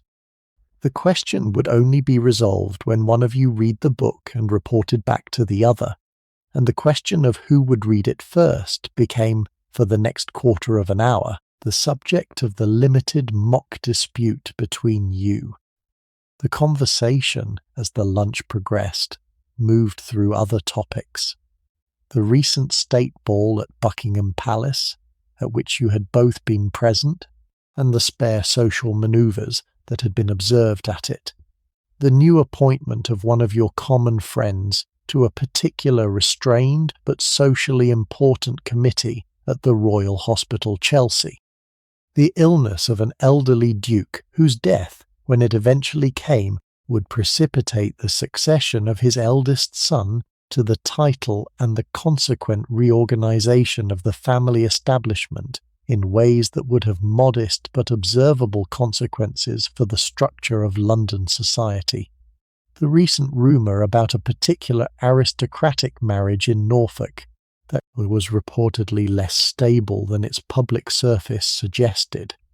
The political question of the new Liberal government, and the consequences that the more thoughtful members of your common circle were beginning to anticipate. The newspaper coverage of the recent suffragette demonstrations, which the two of you had watched from your respective drawing-room windows, with the sort of complicated feelings that women of your position were beginning to develop about the question of female suffrage. You were both, on private reflection, broadly sympathetic to the principle of votes for women, while finding the methods of the more militant suffragettes occasionally difficult to entirely endorse. This was in 1908 a fairly common position among the wealthy and educated women of fashionable London, and the gradual evolution of opinion on the question over the next several years would be one of the plain running undercurrents of conversation in luncheon parties of this kind, until the war came and changed everything that had previously been thinkable about women's social position. The most personal portion of the conversation, the part that the two of you had, by the practice of your friendship, learned to reserve for the latter half of the lunch when the food was finished and the minor final glass of wine had been poured, was the portion in which the two of you talked, in a candour that neither of you brought to any other conversation in your respective London lives, about your husbands. Your friend's husband was, in many respects, very different from yours. He was a younger son, with no particular property of his own beyond the little allowance his father gave him, and his attachment to your friend, from the start of the relationship, had been more openly affectionate than the more reserved style of attachment that your husband had brought to your own marriage. Her marriage was, in the simple terms, more romantic than yours. He told her she was beautiful. He brought her flowers.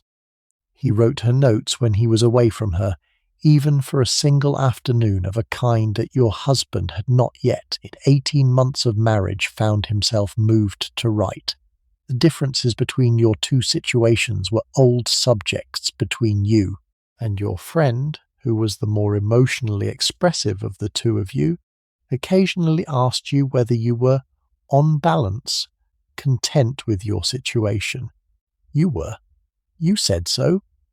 You said so with the slight care that the question always required. You explained, as you had explained to her several times before, that the sort of attachment your husband was developing for you was a slow and deliberate one, that it would arrive in its own time and not before, and that you were, in the meantime, finding the early phase of the marriage rather more interesting than you had expected. She said, as she always said, that she trusted your judgment, and that she hoped your husband knew how lucky he was, and the brief exchange of female loyalty that the conversation between you had once again produced was, in the careful warmth of its expression, one of the things that you would both, decades later, remember as the heart of the friendship between you. The lunch ended at 2:30. The bill came in the faint folded leather wallet that the Ritz used for the purpose, and your friend, who had on this occasion been the host, paid it from her own reticule.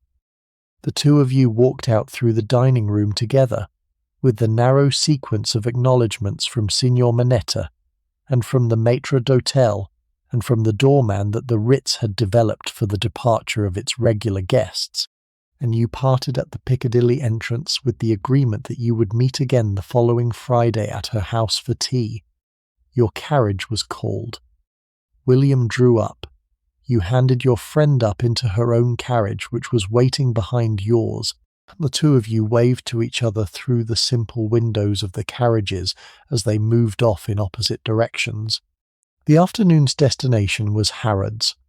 The carriage moved out of the Ritz driveway and turned right onto Piccadilly, then continued west toward Hyde Park Corner and turned south onto Knightsbridge, with Hyde Park stretching out on your right and the smaller streets of Knightsbridge on your left. The journey from the Ritz to Harrods was perhaps 1.5 miles, taking about 20 minutes at the Brum's careful pace, and during those 20 minutes you sat in the limited private compartment of the carriage, with the soft afternoon light coming through the windows, and the spare pleasant sense of having had a good lunch, and a good morning, and a good conversation, and you allowed yourself the restrained private pleasure of looking forward to the afternoon. Harrods. Harrods was, in the spring of 1908, the largest department store in London, and one of the most striking pieces of commercial architecture in the city. The store had been founded in 1849 by Charles Henry Harrod as a modest grocery shop in the village of Knightsbridge, which at that time had been on the edge of London. The original shop had been a modest single-window establishment of the kind that the early Victorian London had produced in considerable numbers. Over the next half-century, under the management of Charles Henry Harrod and then his son Charles Digby Harrod, the shop had expanded gradually, adding new departments, taking over neighbouring premises, growing through the slow incremental addition of trade, until by the 1880s it had become one of the largest individual retailers in the city. The fire of 1883, which had destroyed the original premises, had been the occasion of the rebuilding that began Harrod's transformation into the great commercial palace that it had become by 1908. The current building, the great red brick and terracotta structure that dominated the eastern side of Brompton Road, had been built in stages between 1894 and 1905 by the architect C.W. Stevens, and it represented, in 1908, one of the most spectacular pieces of commercial architecture in Europe. The store had over 300 departments. It employed over 3,000 staff. It had, since 1898, possessed the first escalator installed in any building in England, a wooden contraption that the company had proudly demonstrated to the public on its opening day, with attendants stationed at the top with brandy for any customers who found the experience too much. The escalator was still in operation in 1908, and going up it remained, for many of the store's customers, one of the plain pleasures of the visit. The carriage drew up in the Brompton Road at the main entrance of the store, and one of the Harrods' doormen, in his green livery with its gold buttons and the cap with the minor Harrods badge, stepped forward to open the carriage door and hand you down. You were, by 1908, a regular customer of Harrods, and the doorman, like the doorman of the Ritz, and like the senior assistants of Floris and Hatchards, recognized you. The first thing that struck a visitor entering Harrods, even one who had been there many times, was the scale of the establishment. The ground floor halls of the store stretched away in long perspectives, with the central main aisle running the length of the building, and the various departments opening off it on either side, and the great ornate plaster ceilings rising up above with the chandeliers, and the painted decorations that gave the interior its particular character of commercial palatial splendour. The smell of the store was particular. There was the fresh flower scent from the floral department to the immediate left of the entrance, and the warm pastry smell from the bakery beyond it, and the leather and polish smell from the department where the gentlemen's accessories were sold, and beneath all of these the particular accumulated smell of a great Victorian and Edwardian commercial establishment, the wooden polish and people smell that no modern shop has quite preserved.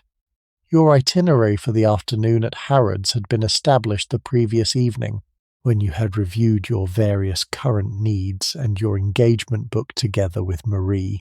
You had several specific items to acquire and several departments to visit.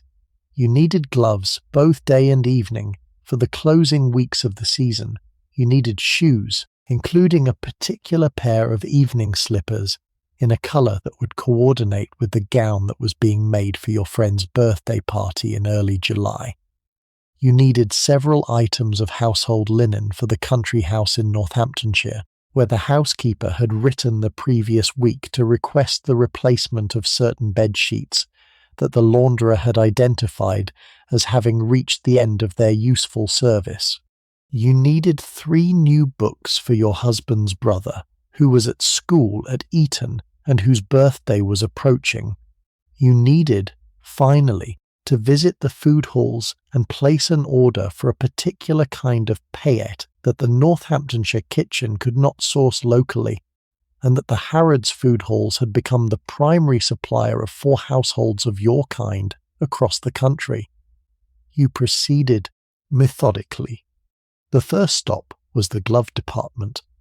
On the ground floor, on the southern side of the building, the senior assistant, a Miss Henderson, who had been with Harrods for 12 years and who knew you by name, received you at the little counter and produced from beneath the counter the cards on which she had recorded your previous purchases and your particular preferences. You ordered 3 pairs of day gloves in soft kid in 3 different colours, and 4 pairs of evening gloves in long white kid that the royal enclosure dressing required for Ascot, and 1 pair of suede driving gloves that you had recently begun to acquire on the assumption that the motor car, when it eventually arrived in your household, would require a slightly different glove than the carriage. Miss Henderson took the order. She showed you, on her own initiative, a new pair of pale lavender evening gloves that the buyer had brought in the previous week from a brief French firm, and you considered them, and you added a pair to the order. The total of the morning's glove purchase was, as you knew it would be, considerable, and Miss Henderson took the order to be added to the household account, in the way that the regular customers of Harrods conducted their transactions. The next stop was the shoe department, on the same floor, 3 minutes' walk through the central aisle. The shoe department of Harrods in 1908 was an establishment of considerable scale in its own right, with separate areas for ladies' day shoes, ladies' evening shoes, ladies' walking shoes, ladies' riding boots, ladies' country footwear, and so forth. The senior assistant in the ladies' evening shoes section was a Mr. Oliver, who had been with Harrods for 15 years, and who had, the previous winter, supplied you with a particular pair of bronze evening slippers that you had worn at the state ball at Buckingham Palace, and that had been, in your private opinion, the most successful item of dressing of the entire winter season.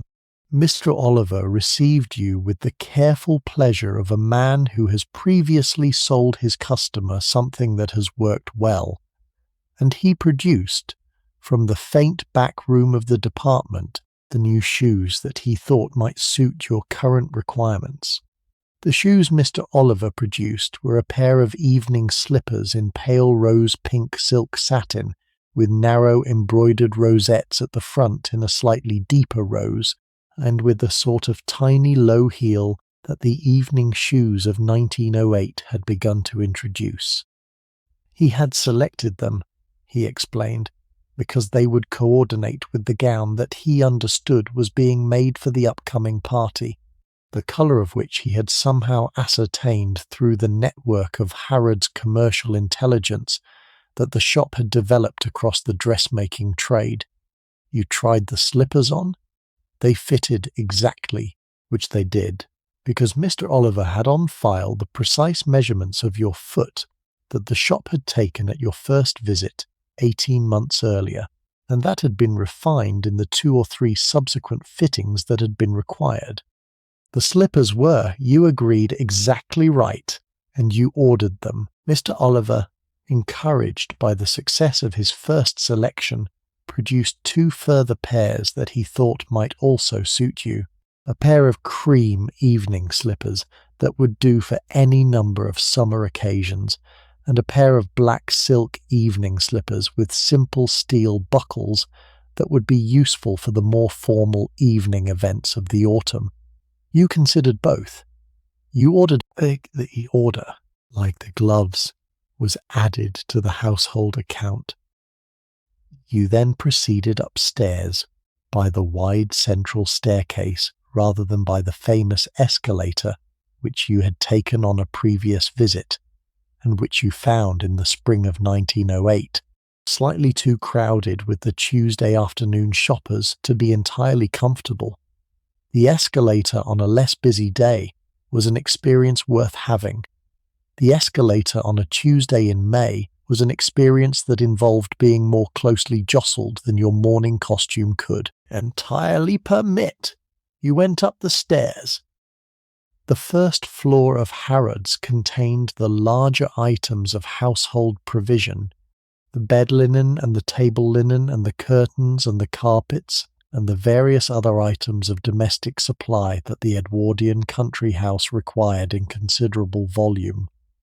The bed linen department was at the front of the floor, in a long room with floor-to-ceiling shelves on which the various grades and types of bed linen were displayed in carefully folded piles. The senior assistant, a Mrs. Carrington, was a woman in her late 40s, who had a particular expertise in the supply of household linen to the great country houses of the period, and her advice on the questions of which thread count of cotton was most suitable for which kind of mattress, and which weight of damask was best for which kind of dining service, and which weave of huckaback made the most durable bath towel, was the sort of advice that the housekeepers of the great houses had been receiving from her for years, and that had become, in many cases, the standard of taste against which other suppliers' products were judged. The order for the country house bed linen took perhaps half an hour. You had in the morning reviewed the housekeeper's letter and made a list of the items required. 6 pairs of single bed sheets in fine cotton for the principal guest bedrooms, with matching pillowcases. 4 pairs of double bed sheets in slightly heavier cotton for the secondary guest bedrooms, with matching pillowcases. 2 pairs of best linen sheets for your own bedroom and your husband's, which had been replaced the previous year, and which the housekeeper considered did not now require attention, but which Mrs. Carrington persuaded you to add to the order on the grounds that the additional pairs would allow for the longer rotation between launderings that increased the lifespan of the linen. 12 fresh huckaback bath towels for the bathrooms.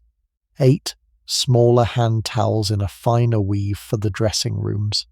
2 new sets of damask table linen for the formal dining room, in a pattern that Mrs. Carrington showed you in the swatch book, and that you approved.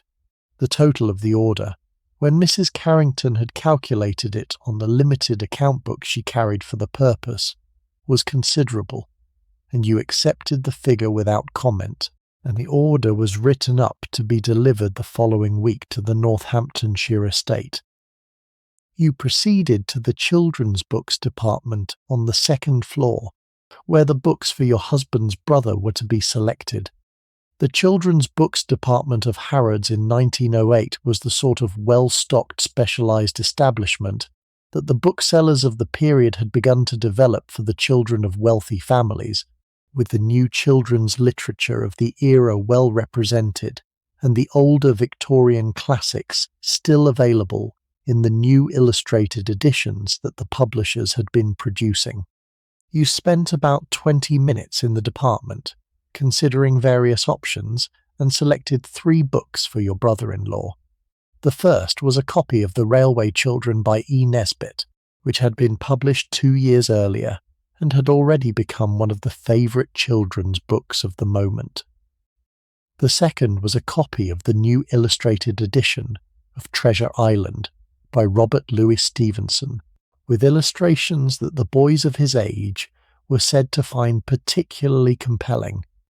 The third was a copy of a book about Antarctic exploration that one of your friends had recommended for boys of his age, and that you had not yourself read, but that you were prepared to take on the recommendation of its source. The 3 books were wrapped in the brown paper of the establishment, and you carried them downstairs in the spare parcel that the department had prepared for you.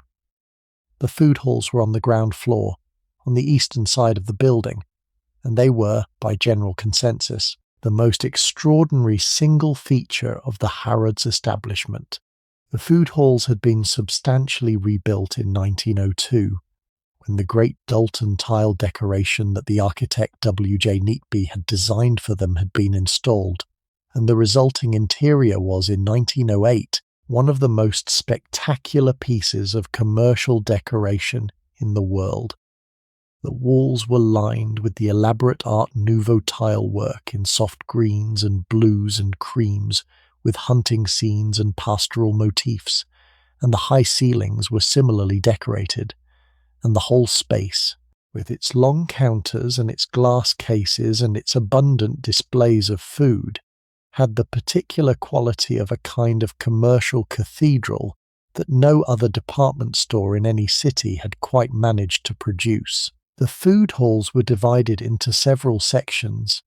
The fresh meat hall had on its counters perhaps 50 different cuts of beef, lamb, pork, veal, and game, with the senior butchers in their white coats behind each counter, ready to advise on the cut required for any particular dish. The poultry and game section had, depending on the season, fresh chickens, ducks, geese, turkeys, pheasants, partridges, grouse, and woodcock, with the restrained game birds in their feathers in the autumn and winter, and the dressed birds ready for the kitchen at all times.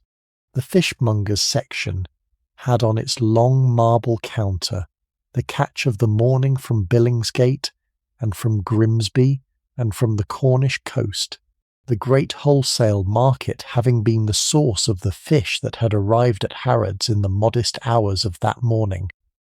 The cheese counter had perhaps 100 different cheeses from England, France, Italy, Switzerland, and Holland, with a senior cheese assistant who could discuss the merits of each at considerable length. The bakery had the loaves and the pastries that the Harrods bakers had produced in the kitchens of the building since 5 o'clock that morning, and the pastry assistant could, on request, prepare any of the establishment's famous specialities for collection or delivery.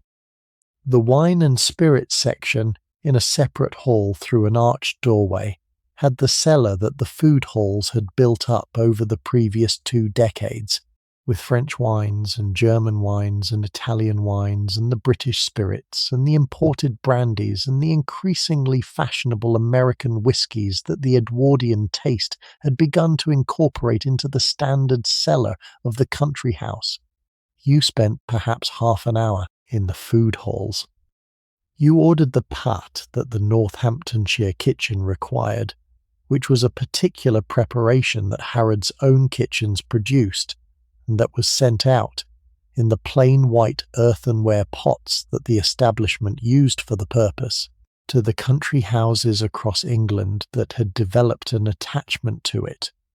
You ordered 6 pots to be sent up to Northamptonshire by the carrier on Friday. You ordered, on a sudden impulse, a modest amount of the very fine Stilton that the cheese assistant brought to your attention, and that he assured you had been ripened in the establishment's own cellars.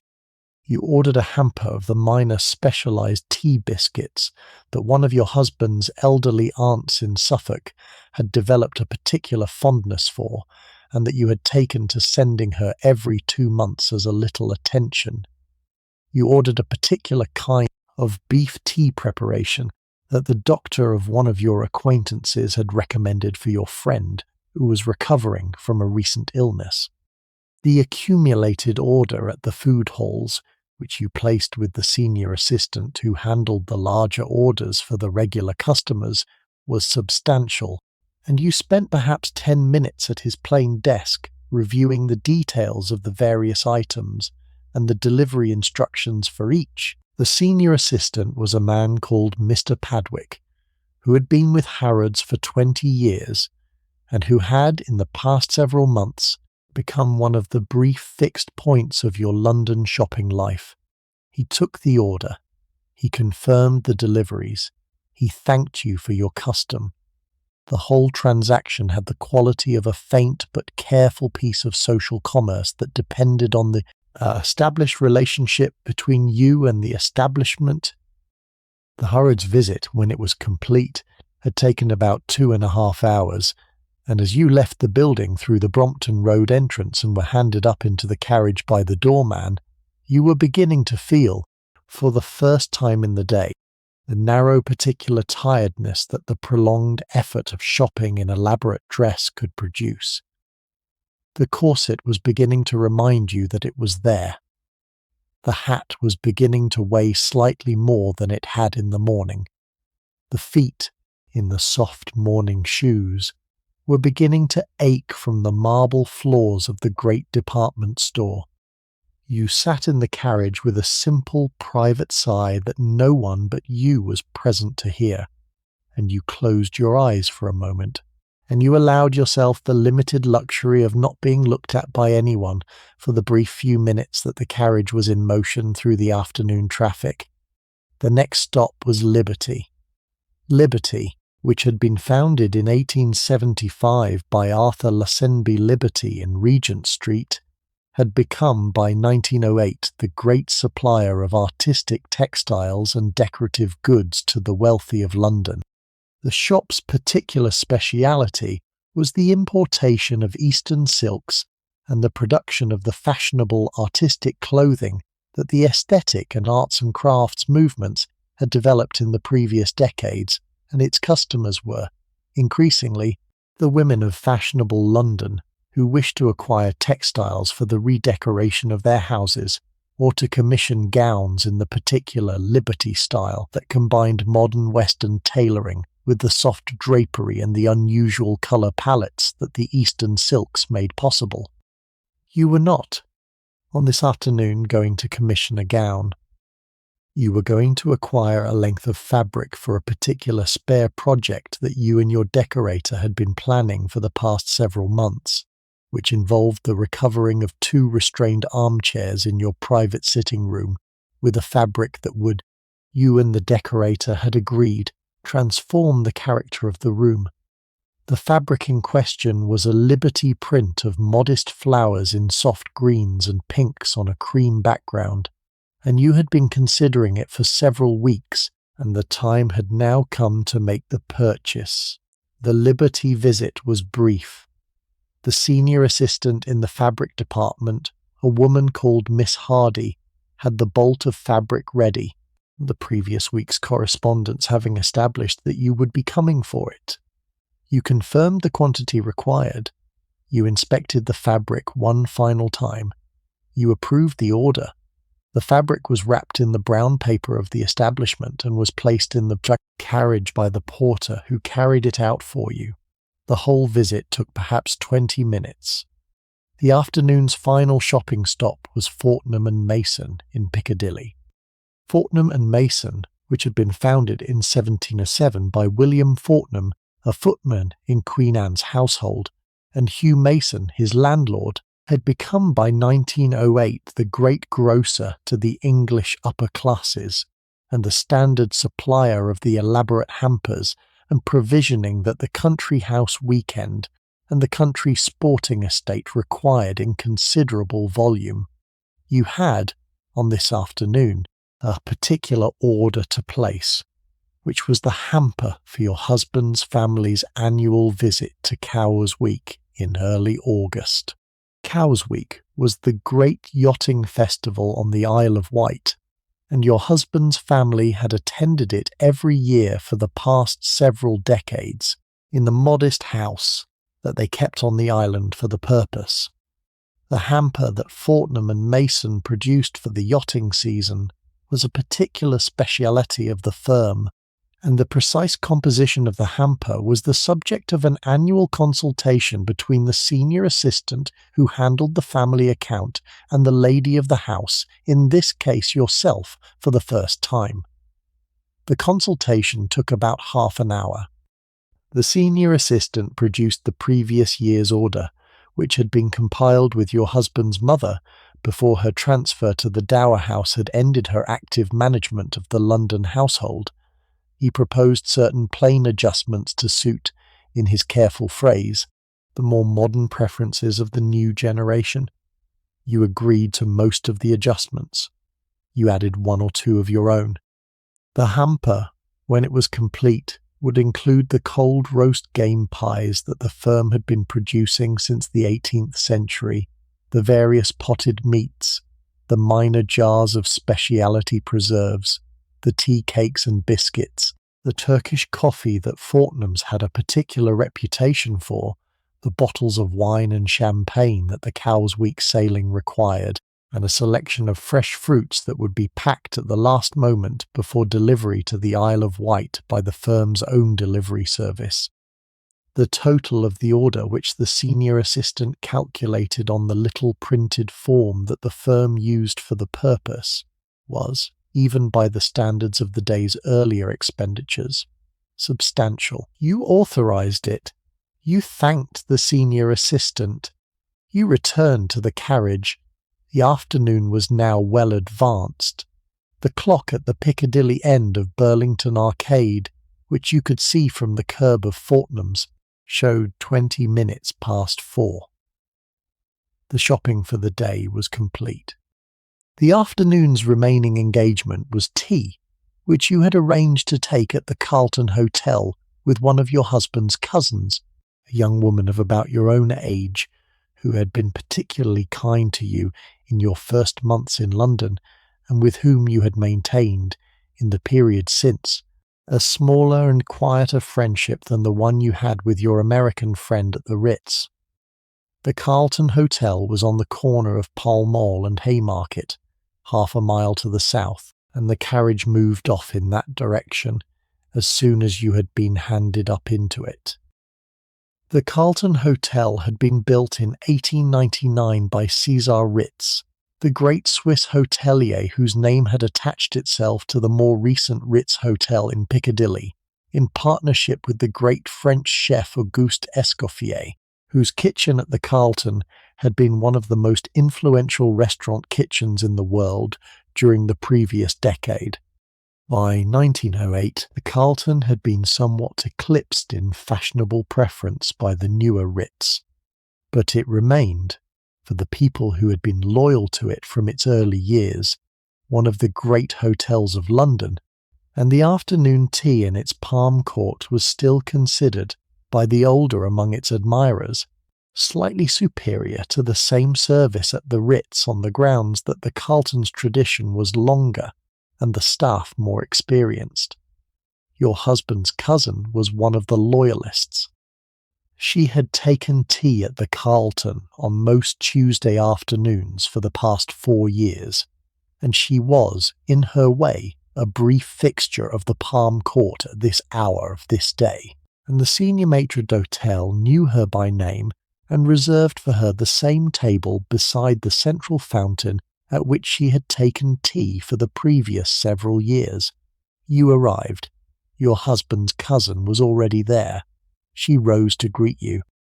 You took your seats at the faint round table that the hotel's tea service had laid out for you, with the white linen tablecloth and the narrow vase of fresh flowers and the simple silver ashtray that the hotel placed on every table, though neither of you smoked. You ordered tea. The tea when it came, was the elaborate afternoon tea of the Edwardian era in its full development. There was a limited silver teapot of Earl Grey for you, and a spare silver teapot of Indian black tea for your husband's cousin, who was, in this as in several other restrained particulars, of slightly older taste than your own. There was a tiered silver cake stand of the kind that had been developed in the late Victorian period, with 3 tiers, on which the modest sandwiches were arranged on the bottom tier, the plain scones with their attendant pots of clotted cream and strawberry jam in the middle tier, and the minor pastries and miniature cakes on the top tier. There was, beside the cake stand, a little additional plate of finger sandwiches in cucumber and in egg and cress that the kitchen had added on its own initiative. The conversation with your husband's cousin was a different kind of conversation from the one with your American friend at lunch. Your husband's cousin was an English aristocrat by birth and by temperament. She was reserved, considered, slow to confide and slow to gossip, with the particular quality of careful attention that the well-brought-up daughters of the older English families brought to the brief social interactions of their adult lives. She did not, in the way that your American friend would, immediately fill the air with the news of the previous fortnight. She waited. She allowed the conversation to develop at its own pace. She asked the faint, careful questions about your morning and your afternoon and your husband's health that her sense of what a tea conversation should contain required her to ask, and she listened with the attention that her courtesy required to the answers, and she contributed her own modest portions of news and observation in the careful intervals that the conversation permitted. The tea, in this sense, was a slower and more considered occasion than the lunch had been, and you had learned, in the past 18 months, to enjoy the difference between the two. The palm court of the Carlton in the afternoon had its own particular atmosphere. There was a narrow string quartet that played quietly in the corner, the same quartet that had been playing the same kind of light music in the same corner for the past several years, with the gentle restorative effect that a good tea quartet was supposed to produce.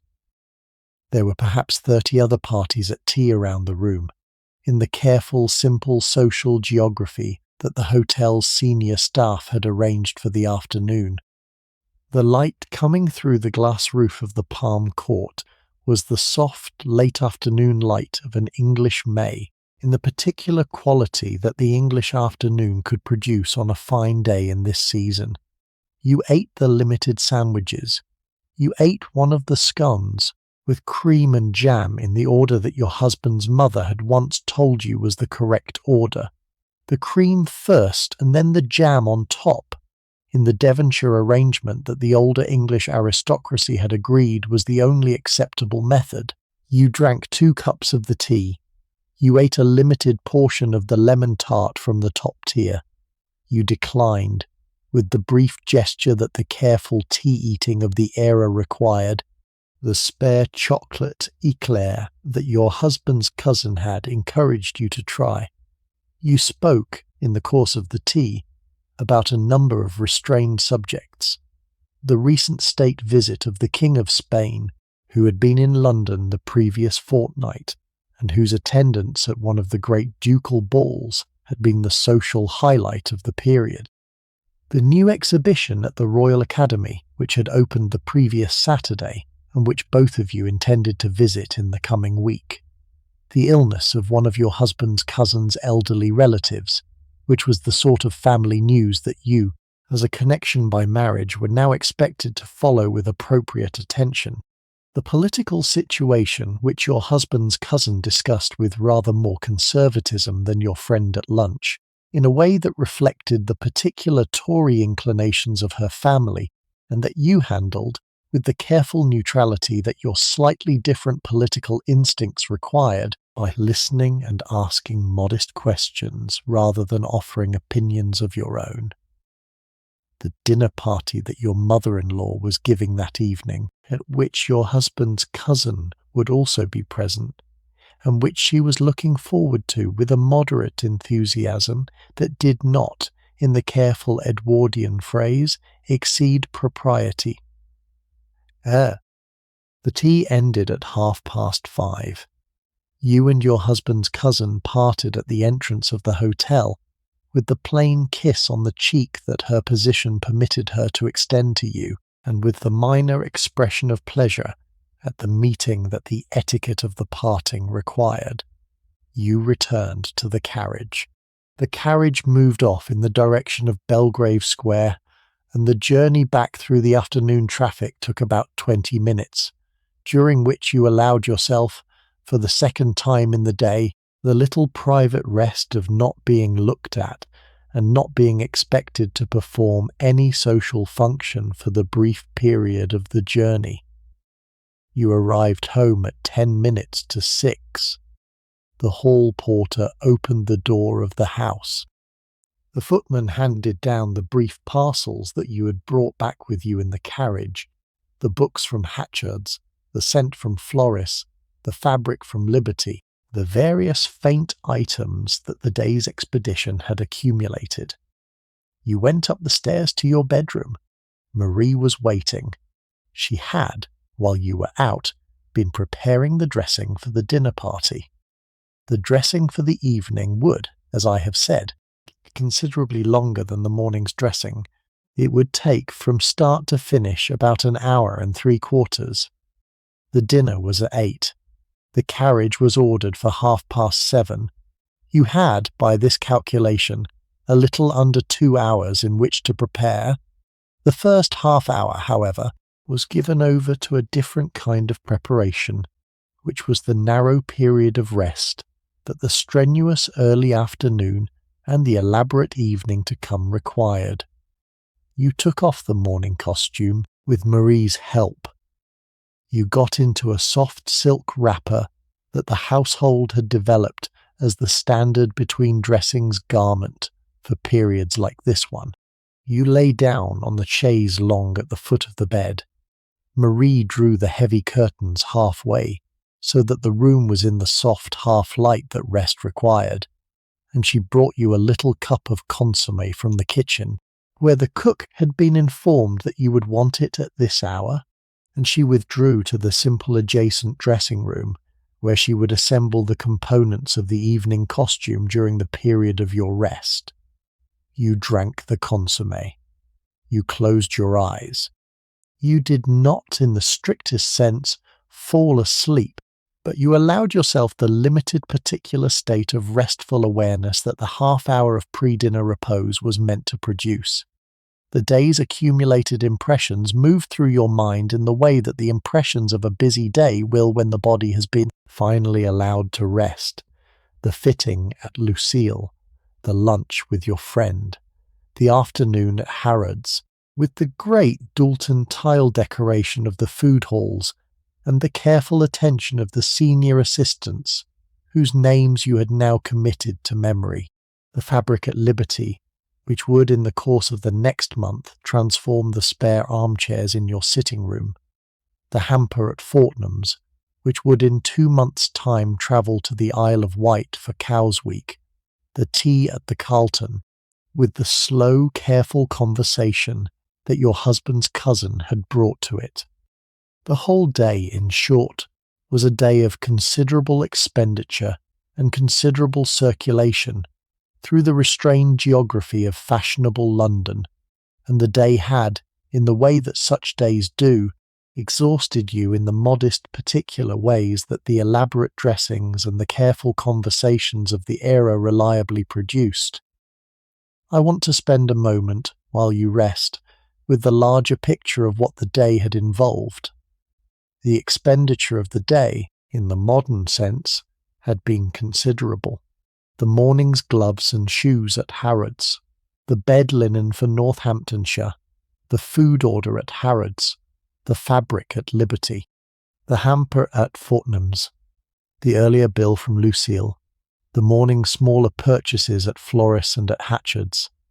The total of all of this, when the various accounts would be tallied at the end of the quarter, would mount to a sum that was, by the standards of working-class London in 1908, more than the average labourer would earn in 5 years. By the standards of middle-class London, it was the better part of an annual income for a respectable professional family.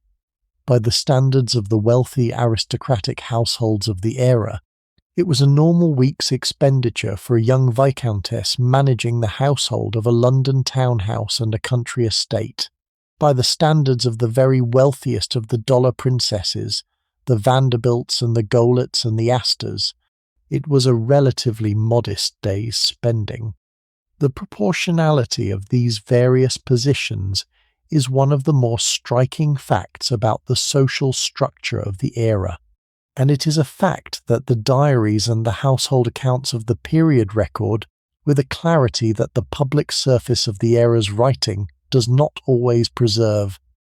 The relationship between the wealthy of 1908 and the working classes who supplied their houses with services and their shops with labour was in retrospect an extraordinarily unequal one, and it was an inequality that was about to become, in the course of the next several years, the subject of the great political confrontation that the Liberal government was beginning to set in motion.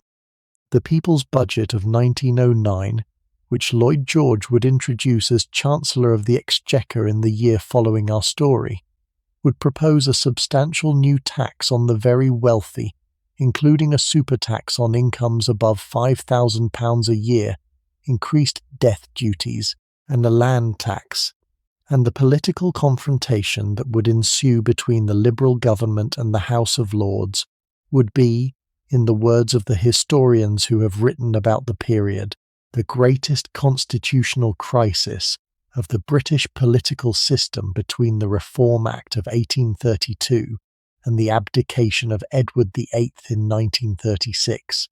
The wealthy of 1908, the women in their tea gowns and the men in their morning coats, did not yet know any of this. They knew that the new Liberal government was producing a certain low background hum of political concern. They did not yet know that the hum was the early sound of the great social and political reorganisation that would, within the next 12 years, fundamentally alter the position of their class in British society. There was one other piece of larger context that hung over the day, although neither you nor anyone else of your circle had yet quite understood that it was hanging there. The Great War that would begin in 1914 was, in the spring of 1908, 6 years away. The world that the wealthy of London were inhabiting on the May Tuesday of our story, with its motor cars and its great department stores and its splendid hotels and its elaborate dressings and its careful social geographies, was the last extended phase of the world that had begun, in some meaningful sense, with the end of the Napoleonic Wars in 1815, the long 99-year peace that had allowed the European wealthy classes to develop the elaborate social structures that we now recognise as the world of the Edwardian era. That world was about to end. Within 7 years of the day we are describing, your husband would have served in the trenches of the Western Front, where he would, by the chances of the particular regiment he was attached to survive with relatively minor wounds. Several of your closer male acquaintances would not survive. The dinner party that your mother-in-law was preparing for that evening, the table for 16 with the careful seating arrangements that her decades of London entertaining had refined, would be, in retrospect, one of the last fully unguarded social occasions of an entire era.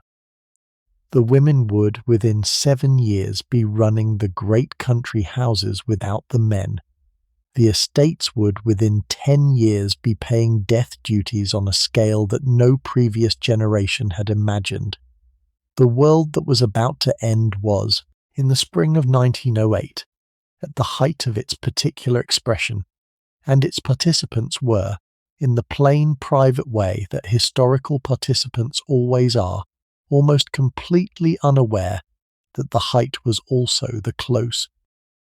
I tell you this not to introduce a melancholy into the rest of the evening's narrative, but to give the day the particular quality that in retrospect, the days of this era have for those of us who look back at them.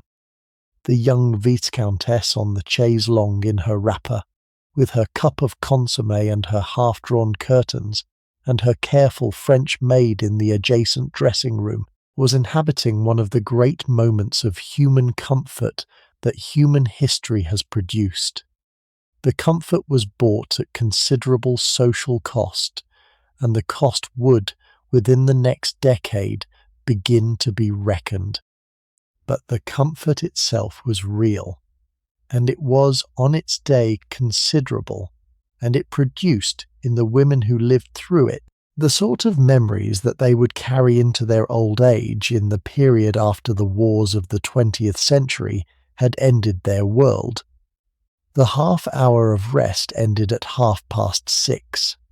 Marie returned. The dressing for the evening began. The dressing for the evening had its own elaborate sequence, longer and more detailed than the dressing for the morning.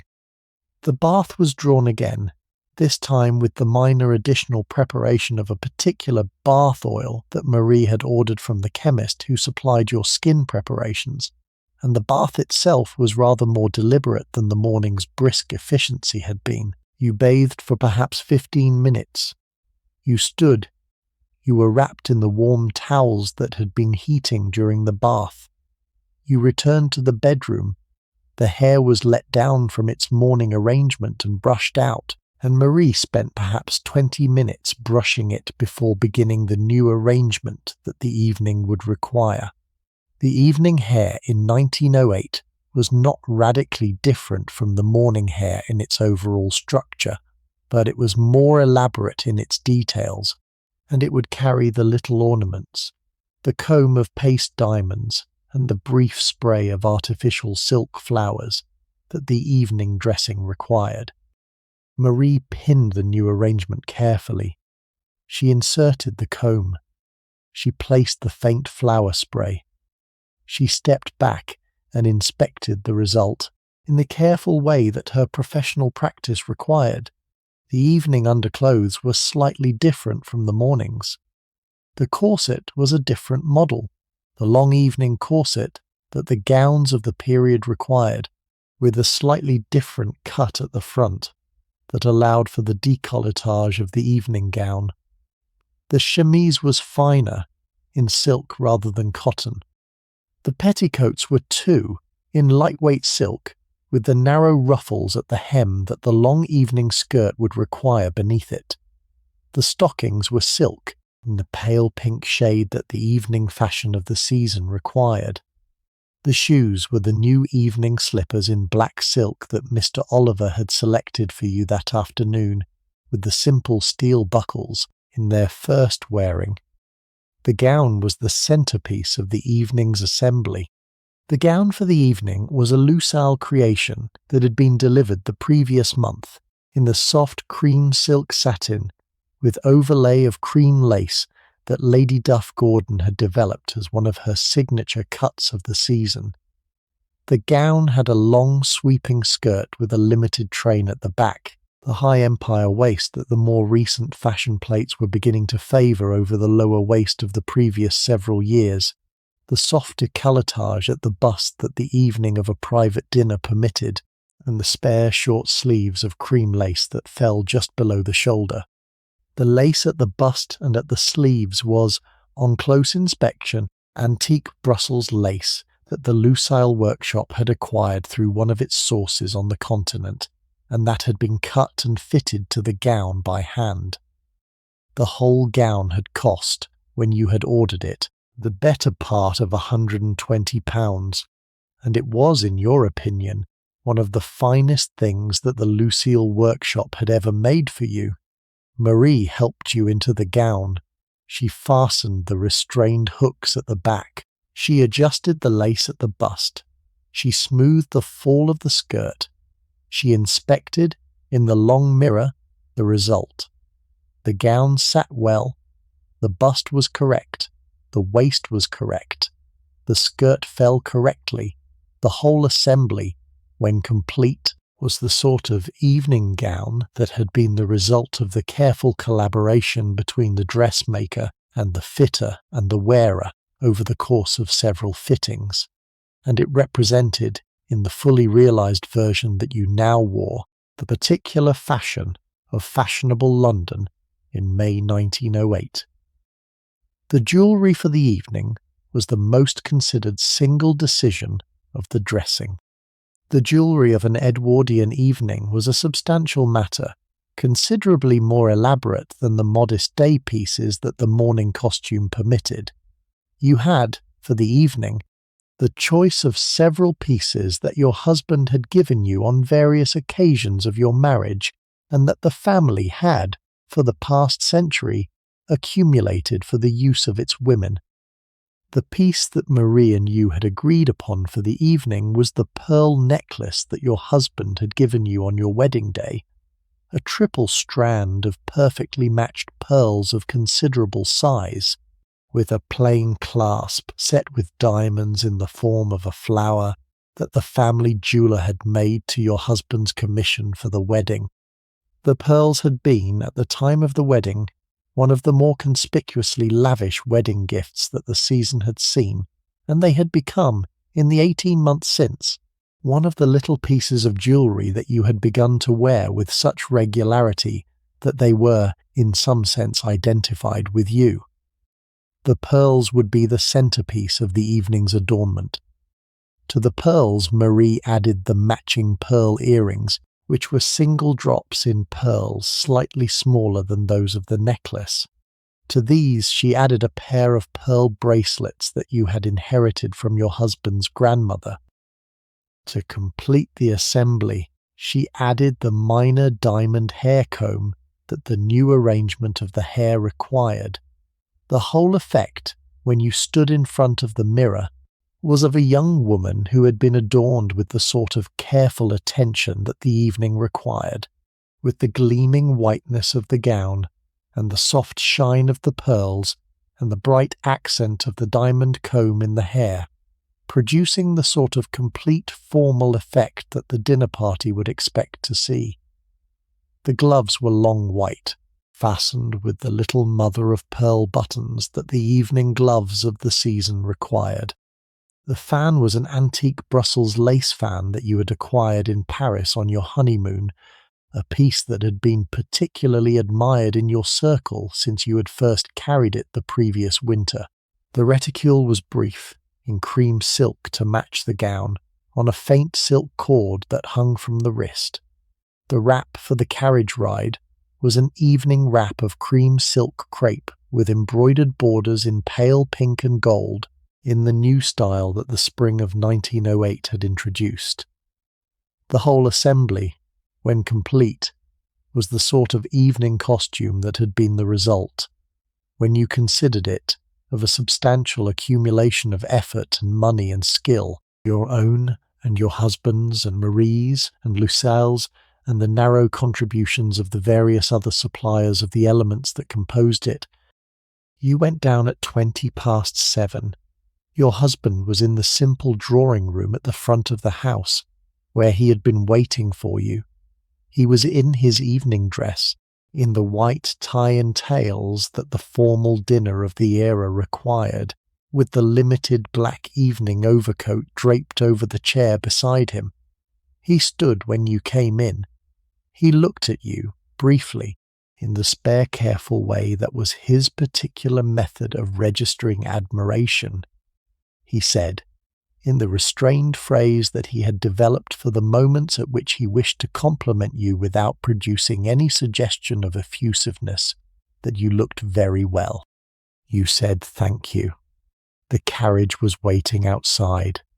I want to spend a moment with your husband because I have not yet given him the proper attention, and because the evening that the two of you were now embarking upon together would be, in some modest ways, an important one for the developing texture of your marriage. Your husband was 28 years old in the spring of 1908, 6 years older than you.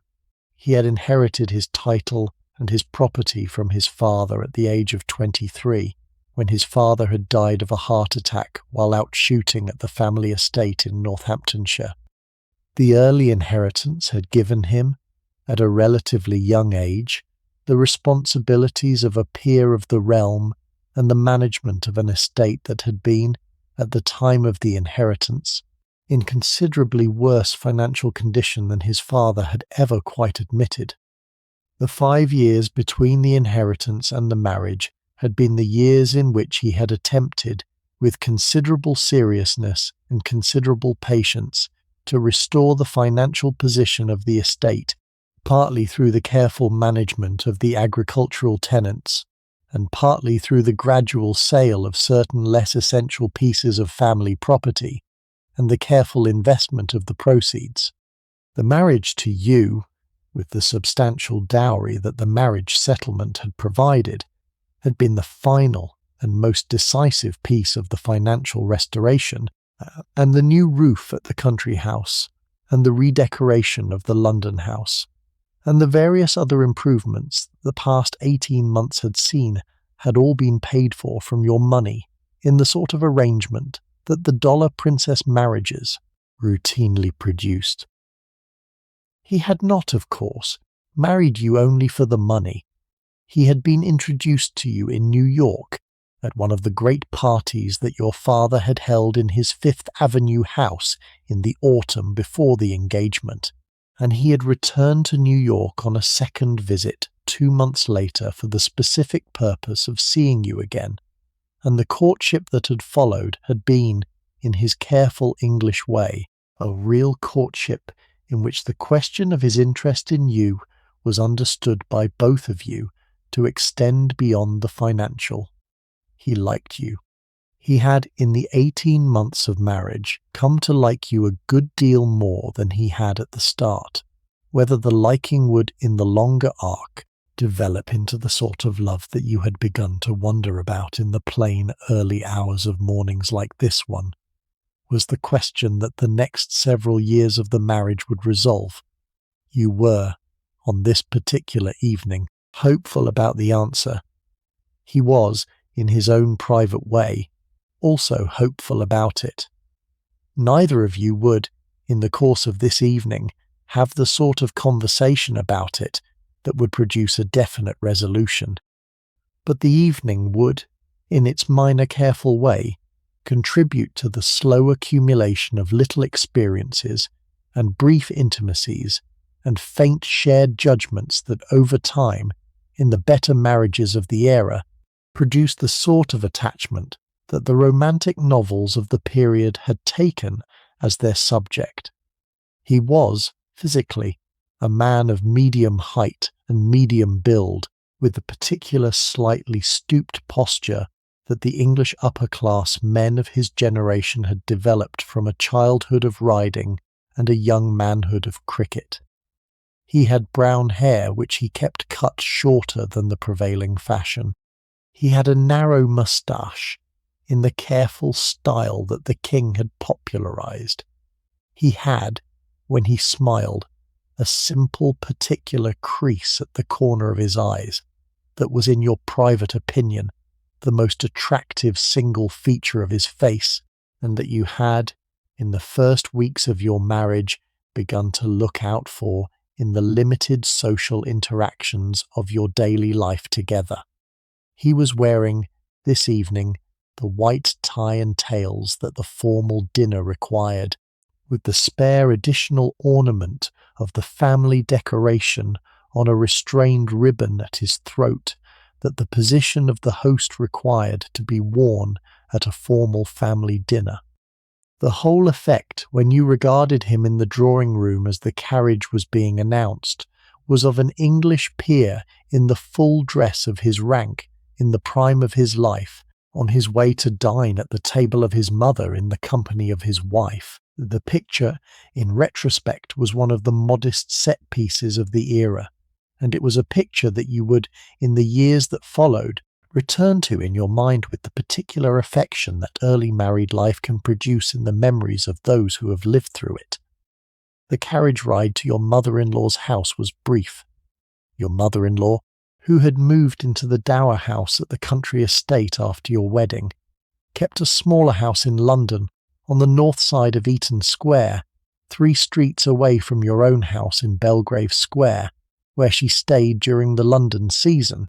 The carriage moved out of Belgrave Square, turned right onto Belgrave Place, and then made the plain series of further turns that brought it into Eaton Square 10 minutes later.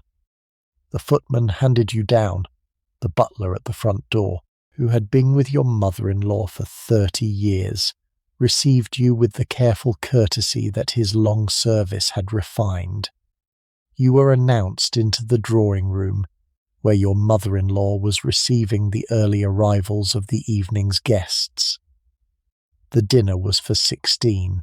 16 was, in the conventions of the formal Edwardian dinner, a manageable number, large enough to suggest a proper occasion and minor enough to permit, in the seating arrangement around the table, the kind of conversational geography that a careful hostess could control. The guest list, which your mother-in-law had been working on for several weeks, included a particular combination of the old aristocratic friends of the family, the political figures whose acquaintance the family wished to maintain, the diplomatic acquaintances that Belgravia produced through its embassies, and a limited number of the younger generation that your own marriage had brought into the family's social orbit. The mix was a careful one, and your mother-in-law had a reputation, in the older London circles, for the careful management of dinner parties of this kind. The successful dinner party was, in 1908, one of the central social arts of the upper class, and the women who managed such parties well were, in the recognition of their peers, in possession of a real and respected skill. The drawing-room of your mother-in-law's London house was a more conservative space than your own drawing-room had become.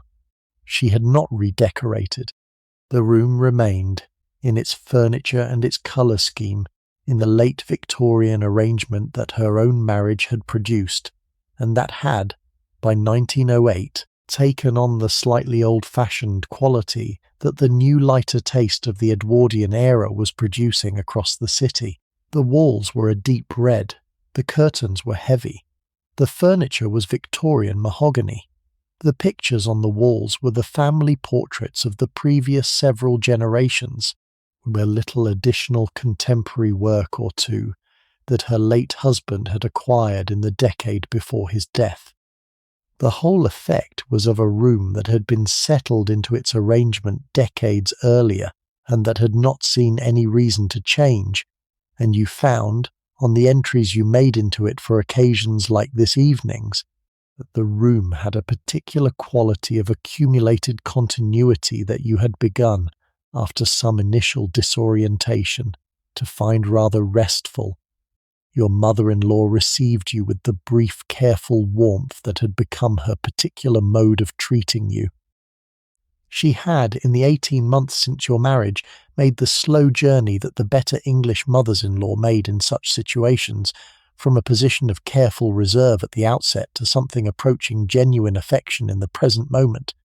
She had not, at the start, been entirely certain that the marriage would suit her son.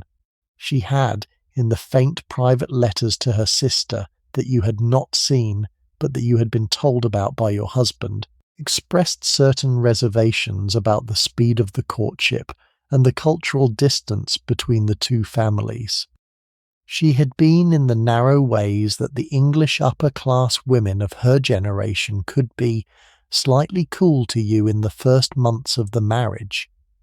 The coolness had thawed, gradually, as she had observed you in the management of the London household, and in the conduct of your social life, and in the slow, gentle accumulation of evidence that you were not, in the manner of the lesser kind of dollar princess, going to be a problem.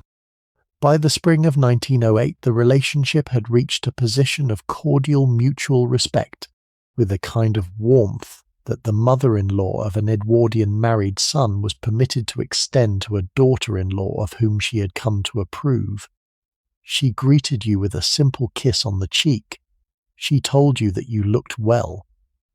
She asked, In the limited, careful inquiry that the older English women of her circle had developed, whether your husband had been working too hard, you said that he had been working hard, but not too hard.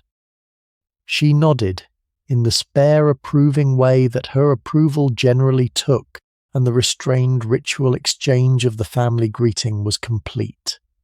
The other guests began arriving in the next 20 minutes. There was the elderly Duke, whose acquaintance with your husband's family stretched back to your husband's grandfather's day. There was the Duke's wife, who had been a great beauty in her youth, and who retained, in her late 60s, the quality of careful elegance that had made her a noted hostess in her own active period.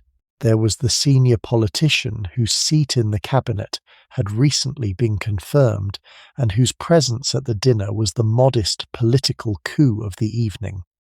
There was the politician's wife, who was the daughter of a Scottish landowner of considerable standing, and who was, in her own way, one of the more socially powerful women of the liberal political world. There was the young diplomat from the French embassy in Albert Gate, who was a personal friend of your husband's, and who had been included on the plain guest list as a particular kindness. There was the diplomat's wife, who was French, in her late 20s, and who had the kind of charming European intelligence that the French embassy women routinely brought to London social life. There was your husband's elder cousin, who had come from his estate in Yorkshire for the parliamentary session and who had been included as a courtesy. There was your husband's cousin from this afternoon's tea, with her own husband, who was a younger son of an earl, and who held a position in the Foreign Office. There was, finally, an elderly female cousin of your mother-in-law's, a widow in her early 70s who lived in a plain house in South Kensington, and who attended your mother-in-law's London dinners as a fixture of long-established habit.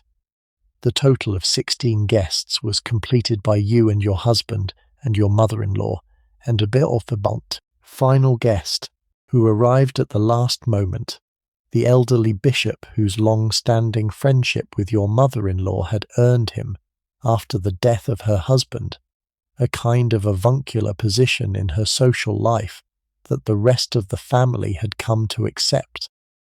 The dinner was announced at 8:05.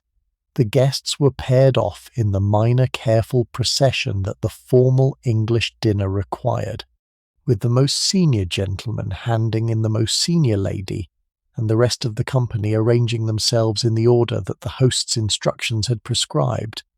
You were taken in by the senior politician, whose seat at the dinner table would be between your mother-in-law on the right and you on the left, and whose conversation in the procession from the drawing-room to the dining-room was the little careful pleasantry that the moment required.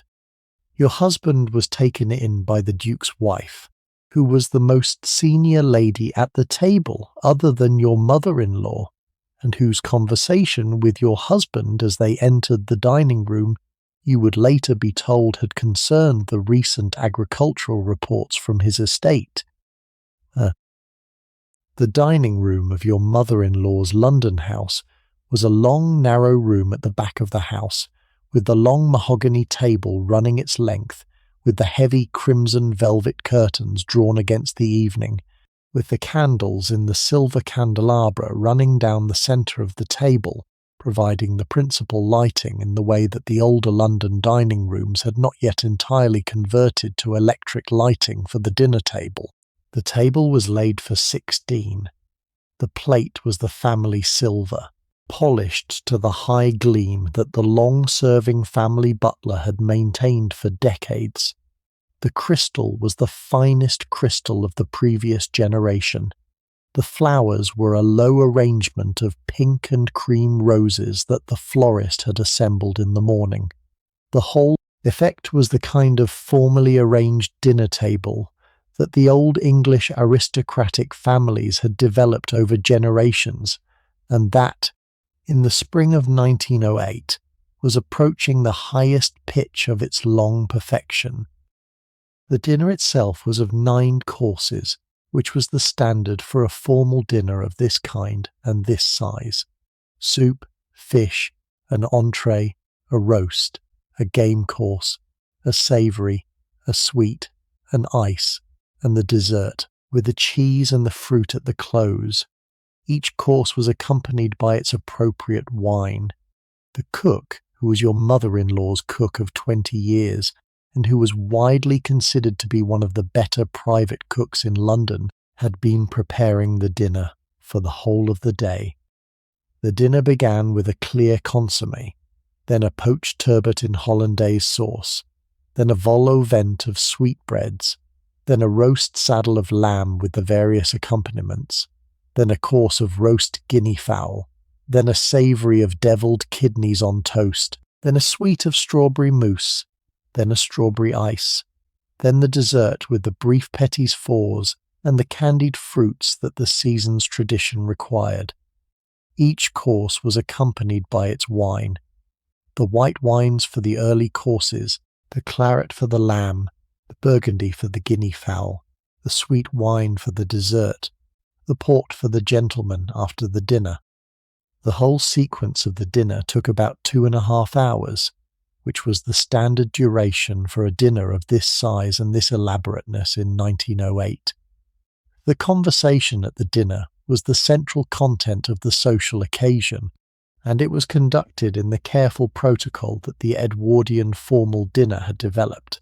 You spoke first to the gentleman on your left, the senior politician, for the first half of the dinner, and then to the gentleman on your right, the elderly bishop, for the second half, and the rest of the table did the same in the faint synchronized dance of conversation that the formal dinner required. You did not, in this kind of dinner, speak across the table. You did not, in this kind of dinner, address the company as a whole, except in the narrow toasts that the close of certain courses might require. The conversations were therefore, in some sense, a series of private conversations that happened simultaneously in the same room, with the simple particular awareness that the entire room was watching, and that the conversations were therefore being conducted with the slightly elevated quality that the public-private hybrid of the formal dinner produced. Your conversation with the senior politician was a substantial one. He was, in person, somewhat more interesting than the political speeches of his that had been printed in the Times had suggested. He was a man in his middle 50s of considerable intellectual energy, with the kind of broad-ranging conversation that the liberal political class of the era had developed as one of its characteristic skills. He spoke to you about a number of subjects in the course of the first half of the dinner. He spoke about the new university that the government was contemplating in one of the northern industrial cities. He spoke about the recent diplomatic developments in the Balkans, where the Austro-Hungarian Empire was beginning to make the kind of moves that would, in 6 years, contribute to the outbreak of the war that no one yet anticipated. He spoke about a particular volume of memoirs that he had been reading, and that he thought you might enjoy. He spoke with the careful quality of a politician at a private dinner about the new Liberal government's domestic legislative plans and the political resistance that the more conservative members of the House of Lords were beginning to mount against them. He did not, in this conversation, attempt to argue you into agreement with his own political position. He understood, with the careful tact of a senior politician, that your husband's position in the Lords was the position he was attempting to influence rather than yours, and that the dinner conversation was the limited ground in which the longer political relationship was being cultivated. You held up your end of the conversation with what you considered, on later reflection, to have been reasonable competence. You asked the questions that an interested but not overwhelmingly informed listener would ask. You contributed the spare observations that you had read in the Times that morning. You ventured, on the question of the new university, A restrained comment about the experience of one of your friends in New York whose father had been involved in the founding of a new technical institute, and the politician received the comment with the kind of attentive interest that the established mode of dinner conversation required. The conversation ran in this fashion until the change of partners at the centre of the dinner, when the table turned, in the modest phrase that the protocol used, and you turned to address the bishop on your right. The bishop was a different kind of conversational partner. He was in his late 60s, a man of considerable kindness and considerable learning, who had occupied his current see for the past 8 years, and who would, in the assessment of the church newspapers, probably be elevated to one of the more senior bishoprics within the next several years. His conversation was less about the immediate political and social subjects than the politicians had been, and more about the plain philosophical and cultural topics that an educated cleric of the era could move through with confident grace. He spoke to you about the new translation of the Bible that the Church was beginning to consider. He spoke about a particular controversy in the field of biblical scholarship that the German universities had recently produced. He spoke about a recent visit he made to Greece, where he had been particularly struck by the experience of standing on the Acropolis at sunrise. He spoke with the careful courtesy that a senior cleric at a dinner table required about your own background and the New York churches in which you had been brought up, and he received your accounts of these things with the minor interested questions that allowed the conversation to develop without strain. The conversation with the bishop was, in some way that you could not at the time entirely articulate, the more important of the two conversations of the evening for your own internal experience. The politician's conversation had been, in the technical sense, the more impressive piece of dinner-table social work, and you were aware that you would be commended for having held your own in it. The bishop's conversation had been, in some less easily articulated way, the conversation that had reached you. He had spoken to you, you understood by the end of the second hour of the dinner, as a particular individual rather than as the wife of a particular peer. He had, in the careful, gentle way that experienced clerics could, asked you the little questions that allowed you to speak about yourself in ways that the dinner conversation rarely permitted.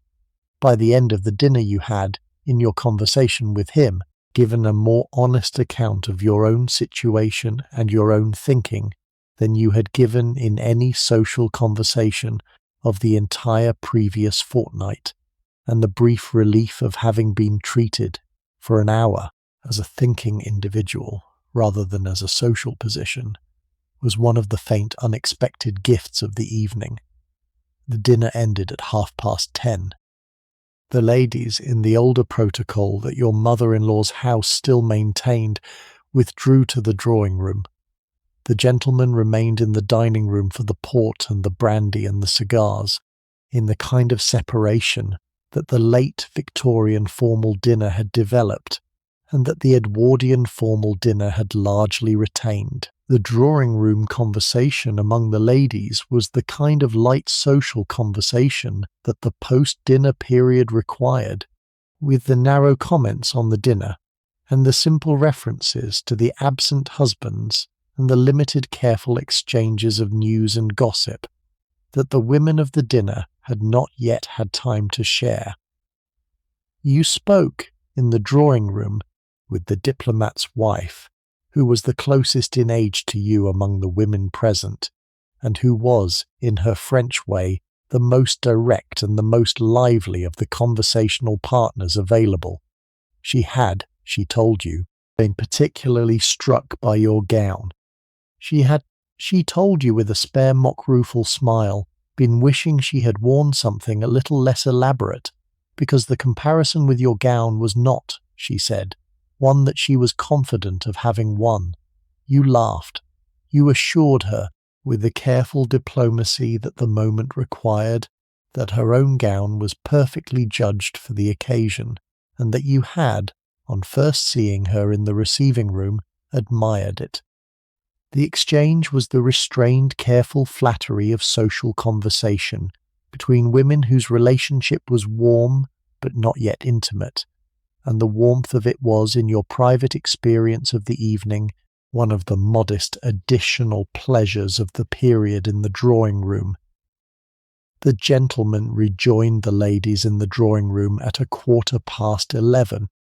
The general conversation of the assembled company resumed for a further 3/4 of an hour, with the various plain clusters forming and reforming around the room in the way that the post-dinner gathering of an Edwardian dinner party would, with the minor refreshments of coffee and digestives, and little chocolates being passed by the footman, with the brief last circuits of news and observation being made by the various participants. The party broke up at a few minutes past midnight, in the standard pattern of the formal dinner, with the faint, careful series of leave-takings, as the various guests took their carriages from the door of the house and disappeared into the London night. You and your husband were among the last to leave, in the narrow courtesy to your mother-in-law that your status as her son and daughter-in-law required. The carriage was called. You said your goodbyes. You went out into the cool May night, and were handed up into the brougham, and the carriage moved off through the quiet streets of Belgravia in the direction of your own house, 3 streets away. The carriage ride home was perhaps the most particular simple interval of the entire day, in some way that I want to give the proper attention to, because the limited carriage rides between events were, for the women of the era, one of the few periods of the day in which they were neither performing for a public nor entirely alone. You were in the carriage with your husband on the way home, in the spare private pocket of your day, in which the two of you were, briefly, just yourselves. The narrow space between the public rôles you had each been playing for the previous several hours, and the equally private, but somewhat more separate rôles of your respective bedrooms, in which the day would shortly end. The carriage ride was the closest you had come in the entire day to a moment of unmediated marital intimacy, and you and your husband had developed, over the 18 months of your marriage, a restrained, careful practice for these short carriage journeys home from the evening's events. You sat across from each other in the carriage, in the seats that the brougham's interior arrangement provided. The carriage was lit, dimly, by the modest interior lamps that the night journey required. Your husband had his hat on his lap. You had your wrap pulled around your shoulders. The carriage made the plain turns through the streets of Belgravia that the journey required, with the muffled sound of the horses' hooves on the cobbles, and the occasional small jolt of the springs over an irregularity in the road surface, and during the brief 12 minutes of the journey you and your husband had, by the practice of your marriage, the small conversation that the journey home from a dinner party allowed. He told you that he thought the dinner had gone well. You agreed. He commented on the senior politician, with whom he had spoken across the brandy, and shared the small observation that the politician was, in his judgment, a rather more thoughtful man than his public reputation would suggest. You told him about your own conversation with the politician, about the new university and the Balkans and the volume of memoirs.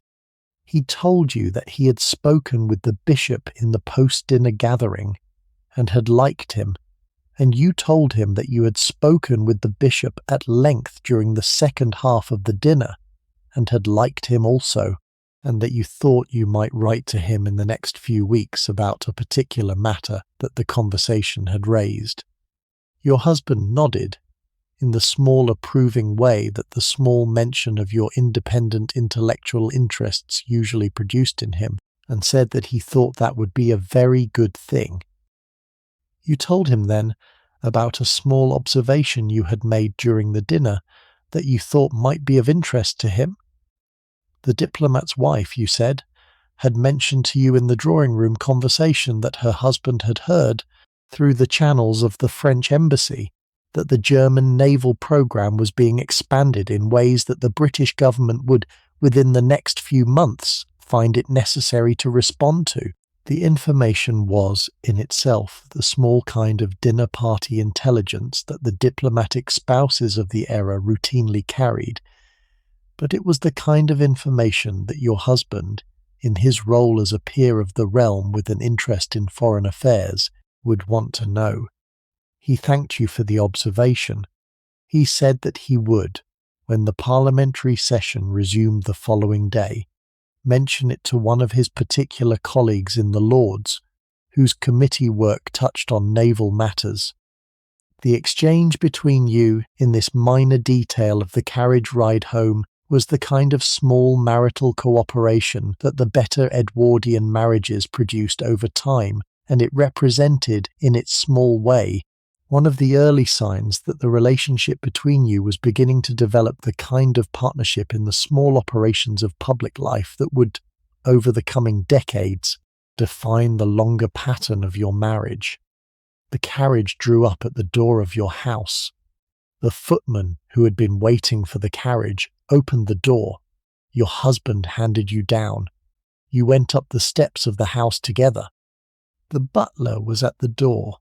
The hall was lit by the soft electric light that the recent renovations had installed, in the kind of soft, warm illumination that was beginning, by 1908, to replace the older gaslight in the houses of the wealthy. You and your husband paused briefly in the hall. In the interval between the carriage and the staircase, he asked whether you would join him in the drawing-room for a final glass of something before bed. You said yes. The drawing-room, on the ground floor at the back of the house, was the room in which your husband and you had developed, over the past 18 months, the practice of taking a final drink together at the close of the evening before retiring to your separate bedrooms. The room was furnished in the comfortable mixture of his older family pieces and your newer additions that the redecoration had produced.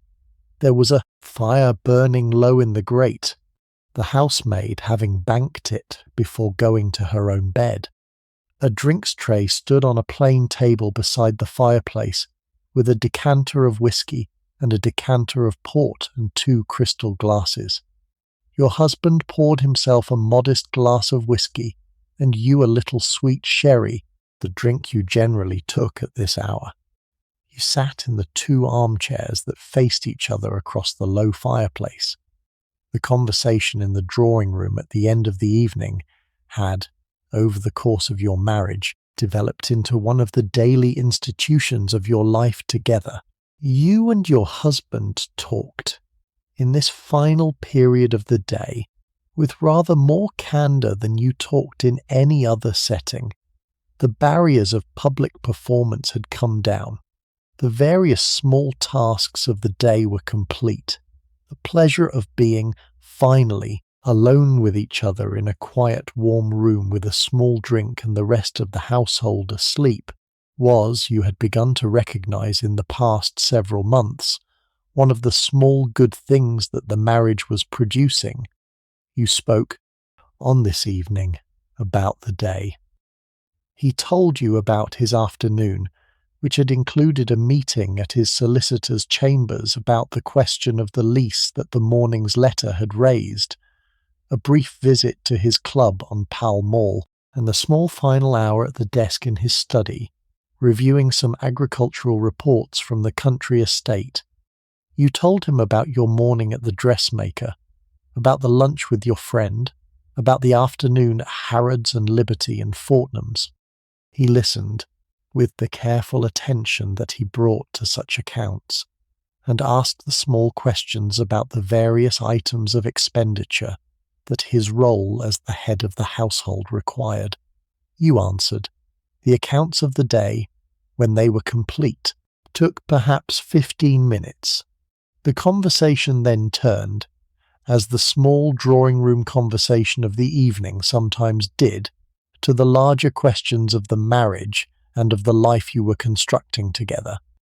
He said in a small particular phrase that he had developed for moments of this kind, that he thought the 18 months of the marriage had gone rather better than he had any right to expect. You said that you also thought so. He said, with a careful, slow phrasing that his approach to declarations of feeling required, that he was very glad that you had agreed to marry him, and that he hoped he was managing, in his own way, to give you the kind of life that you could be reasonably content with. You said, with the matching, slow, careful phrasing that you had begun to develop in response to his, that you were content, and that you were also glad of the marriage, and that you thought the two of you were, in the slow, careful way that the better marriages of the era produced, building something between you that would, in the longer arc, prove to be valuable. The conversation did not, in this brief exchange, declare itself in any more specific direction. The two of you had, for many reasons that included your respective upbringings and the particular phase of your relationship, not yet developed the vocabulary of more open emotional speech that the romantic novelists of the era described in their fiction. The conversations that you had in this small drawing room at the close of your evenings together were accordingly rather more careful and rather more measured than those novelistic conversations had been. But they were, in their own way, real conversations between a husband and a wife who were, slowly and in their own deliberate fashion, becoming attached to each other in ways that neither of you had, at the start of the marriage, been entirely able to anticipate. The careful exchange about the success of the 18 months was, in retrospect, one of the more important conversations of your married life so far, and it was the kind of conversation whose effects would gradually, over the years to come, contribute to the slow accumulation of the intimacy that the two of you were, in your slow, careful way, building. You finished the small drink. He finished his. You stood. He stood. You went together to the foot of the staircase. He kissed you on the forehead, in the deliberate way that was his evening kiss, and said good night. You said good night. You climbed the stairs to your bedroom, where Marie was waiting for the undressing. The undressing for the night was the gentlest of the day's 3 dressings, and it was conducted by Marie's careful practice, with the small, quiet movements that the late hour required. The pearls came off first, returned to the small velvet-lined case in which they were kept. The earrings came off, the bracelets came off.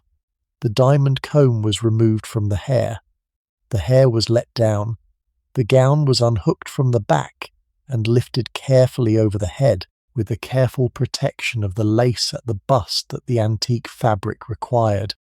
The corset was unlaced slowly, in the careful method that the proper undressing required. The various petticoats and the chemise and the stockings were removed in their order. You were wrapped, finally, in a soft lawn nightgown, and you went into the bathroom for the brief final wash that the night routine required.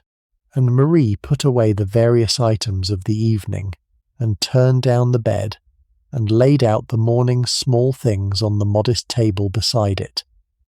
By the time the undressing was complete, the clock on the mantelpiece showed 20 minutes past 1. You got into bed. Marie drew the curtains, leaving the small gap that the morning's light would come through in 7.5 hours.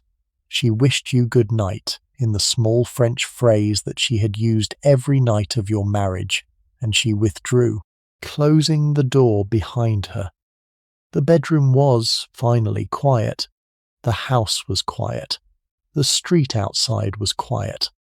The whole of London, on this Tuesday night in late May 1908, was approaching the end of its long day, with the lights in the houses of fashionable Mayfair and Belgravia and Knightsbridge going off one by one as the various dinner parties and the various theatre parties and the various opera-goers came home and prepared themselves for sleep, you lay in the bed in the quiet, with the small pleasure of having finally no further public function to perform until the morning.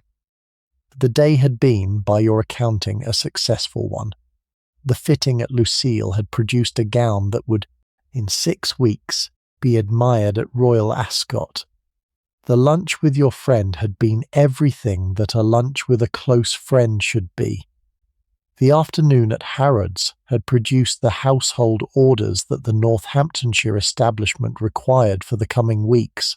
The tea at the Carlton had been the kind of slow, careful conversation that the relationship with your husband's cousin required.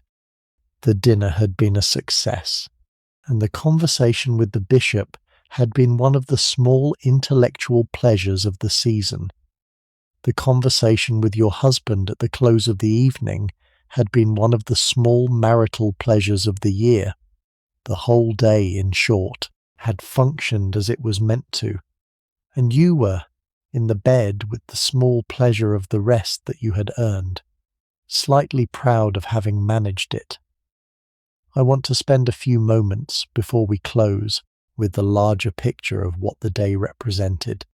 The day we have just walked through was, in its small particulars, an entirely conventional day for a young viscountess of your position in the spring of 1908. It was not, in any of its details, a particularly extraordinary day. The fitting at Lucile, the lunch at the Ritz, the afternoon at Harrods, the tea at the Carlton, the dinner at the mother-in-law's house, the small conversation in the drawing-room with the husband at the close of the evening, were all the standard furniture of the Edwardian London week for women of your position, and there were perhaps 100 women in London on this particular Tuesday evening who were going to bed at the same hour after a day whose general shape resembled yours. The day was, in this sense, unremarkable. It was the routine of fashionable life, lived in the way that fashionable life was, in 1908, supposed to be lived, and yet the day was, when one considered it from a sufficient distance, an extraordinary day in its own way. It was a day of considerable comfort, considerable expenditure, considerable freedom from the kinds of practical concerns that occupied the vast majority of the inhabitants of the same city on the same day. It was a day in which the small luxuries that the wealthy of the era had produced, the great hotels and the great department stores and the great dressmaking houses and the careful private kitchens and the elaborate household services, were placed at your disposal in a way that no civilization, before the Edwardian one, had been able to produce for any of its women. It was, in some sense, a day at the height of a particular human achievement, the achievement of having organized a great commercial city around the comfort and pleasure of its wealthiest inhabitants in a way that would never, after the wars of the 20th century had ended this version of the world, be quite recapturable. The achievement was, of course, deeply unequal. The hotel waiters and the department store assistants, and the dressmakers' seamstresses and the carriage coachman and the lady's maid and the kitchen staff and the housemaids and the footmen and the various other workers whose labour had made the day possible were, in 1908, paid wages that the mid-20th century would consider scandalously low, and that even their contemporaries who thought about the question with care recognised as inadequate. The political confrontation that was about to begin with the Liberal government's new social legislation and the great Lord's crisis of 1909 and 1910 was, in retrospect, the early stage of the long process by which the inequality on which days like the one we have described had been built would begin gradually to be addressed. The slow construction of the welfare state, the gradual rise in working-class wages, the great increase in income tax on the very wealthy that the war years would accelerate, the reorganization of the structure of British society that the decades after the First World War would produce, were all in the process of being set in motion in the spring of 1908, although their effects would not be fully visible for some considerable time to come. You did not, of course, know any of this. You knew in the private way that the women of the era knew such things, that the political weather was changing. You knew that the new Liberal government had brought into the small dinner party conversations of London a certain low background concern about taxes and death duties and the future shape of the country. You knew that the suffragettes had been demonstrating in central London with increasing frequency. You knew that the Russian Revolution of 1905 had set in motion certain changes in the Russian aristocratic class that the more thoughtful of your acquaintances were watching with attention. You did not, in the bedroom in Belgrave Square, at 1:20 in the morning of the 20-something of May 1908, know that the world you were inhabiting was, in any essential sense, near its end. The end was 6 years away. The bedroom you were lying in would, 6 years from this moment, be a bedroom in a house whose master had gone to France with his regiment, and the household would be operating on a reduced staff, because the able-bodied men had gone to the war, and the great country house in Northamptonshire would be in the process of being converted into a hospital for the wounded. None of this was visible from the bed in Belgrave Square. The bed in Belgrave Square in May 1908 was a bed in a beautifully furnished room, in a beautifully managed house, in a beautifully arranged section of one of the great cities of the world, and the young woman in the bed had, by every reasonable accounting, a very fine day. I want to ask you something, before I let you go to sleep, in the gentle way that this kind of story permits. Have you ever, at any point in your own life, had a day that was by every external accounting a fortunate day, in a place that was by every external accounting a fortunate place, with people around you who by every external accounting treated you well? And have you, at the close of such a day, lying in the bed at the end of it with the lights out and the room quiet, allowed yourself to recognize the fortune of it without spoiling the recognition by guilt or by anxiety or by the secluded uncertainty about whether you deserved it? It is, I think, a distinct skill, the recognition of fortune, and it is one that the women of the era we have been describing had, in some cases, refined to a particular quality. The young viscountess in her bed in Belgrave Square in May 1908 was, in the private moments before sleep, allowing herself to recognize the fortune of the day. She was, in this respect, doing something that the entire structure of her position made possible, and that the pattern of her upbringing had encouraged. She was permitted, in the private way that the era allowed, to have had a good day. She was permitted to recognize that she had one. Recognition was in itself one of the quieter pleasures of the day, and it was a pleasure that the conditions of her life made unusually easy to produce. I think this is the final thought I want to offer you, before I let you go to sleep. The day we have walked through tonight stood near one of the high points of human comfort and human elaboration. It was bought at considerable social cost, and the cost would, within a few decades, be reckoned. But the day itself, in its small particulars, in its careful sequence of pleasures and social labours and minor decisions and modest intimacies, was actual and lived, a day held by living people, in an actual city, in a spring of a known year. The young woman in the bed in Belgrave Square was, in some essential sense, just a young woman in a bed at the end of a day. The room around her, with its painted four-poster and its Adam fireplace and its soft new wallpaper, was just a room. The whole apparatus of fashionable London beyond the room, with its hotels and its great shops and its dressmakers and its dinners, was just the geography that fashionable London at this specific moment had assembled, and yet, in the perspective of historical memory, the day has acquired a particular quality of vivid retrospective beauty that the people who lived through it did not, at the time, entirely understand they were producing. The Edwardian era has become, in the cultural memory of the English-speaking world, one of the most lovingly remembered periods of the modern era, with novels and films and television series and historical biographies returning to it again and again as a kind of lost golden moment of human elaboration before the great catastrophes of the 20th century. The day we have walked through is a day at the centre of that remembered period. It is a day that, on its own terms, was perfectly ordinary, and it is a day that, in the longer view, has become one of the small typical days that the cultural memory has fixed upon as representative of the entire era.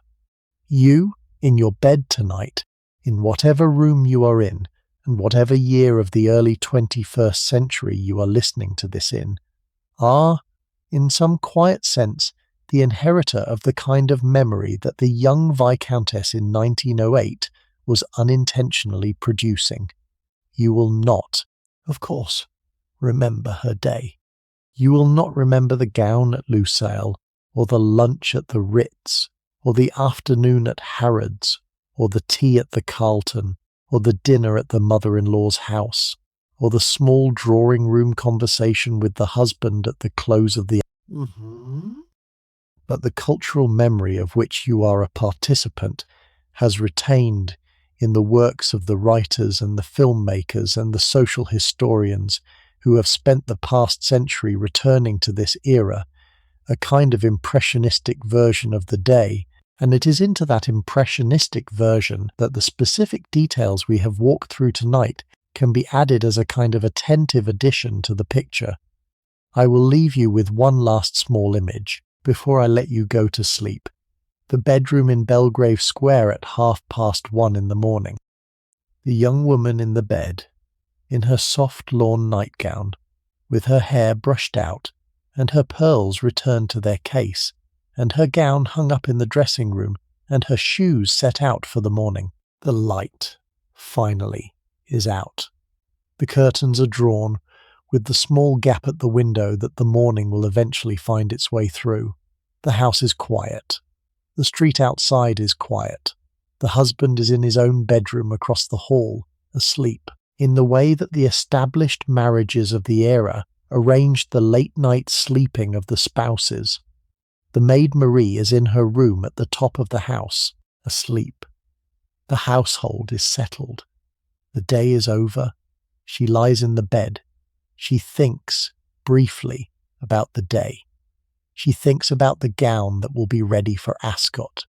She thinks about her friend at lunch and about the measured diplomacy of the conversation with the formidable mother-in-law. She thinks about the books she has bought at Hatchard's, which will sit on the table beside her bed for some weeks, until she has the time to read them. She thinks about the bishop and the conversation about the Acropolis at sunrise. She thinks about her husband at the close of the evening, with his careful, slow phrases of attachment, in the small drawing-room conversation that has, in the past several weeks, begun to grow into something more substantial than the careful courtesies of the previous year.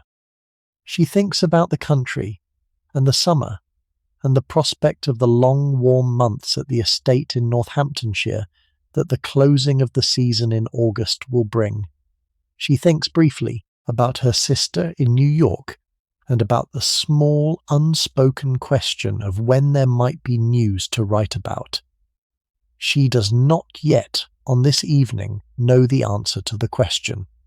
The answer will come in the slow way that such answers come. In the months ahead, she closes her eyes. The day, in its careful particularity, recedes. The room in the soft dark of the late hour settles around her. A distant hansom cab passes in the street outside. The clock on the mantelpiece ticks gently. At the corner of Belgrave Square, the gas lamp hisses almost imperceptibly in the night. All of these faint sounds of London at the close of its day combine into the kind of soft auditory environment in which the careful sleep of a fortunate young woman in a beautifully furnished room can begin. You, in your own room, in your own time, are perhaps approaching the same condition. The day you have lived has had its own particular shape, and the little details of it are perhaps, even now, beginning to release their hold on the muscles of your face and the small held tensions of your shoulders and the back of your neck. The young viscountess in 1908 had her gown and her pearls and her dinner. You have had, whatever you have had, the shape of the day, in its small accumulation of moments and decisions and conversations and small labours and small pleasures, has been the shape of your own day, in your own life, and the closing of the day, the deliberate putting away of its various items and the attentive preparation for the rest that the night offers, is something that the young viscountess and you have, across the long distance between your respective rooms, in some quiet sense in common. She would, I think, be pleased to know that the small ordinary day she had, in the spring of 1908, had ended up being the kind of day that, more than a century on, would still be worth talking about in the quiet voice of a bedtime story. She would, I think, be slightly amused that the day had been judged sufficiently interesting by some unknown future writer to be walked through in such careful detail. She would have understood, in her own way, the small archival quality that the careful accounts of ordinary life can acquire when enough time has passed to make the ordinary unfamiliar.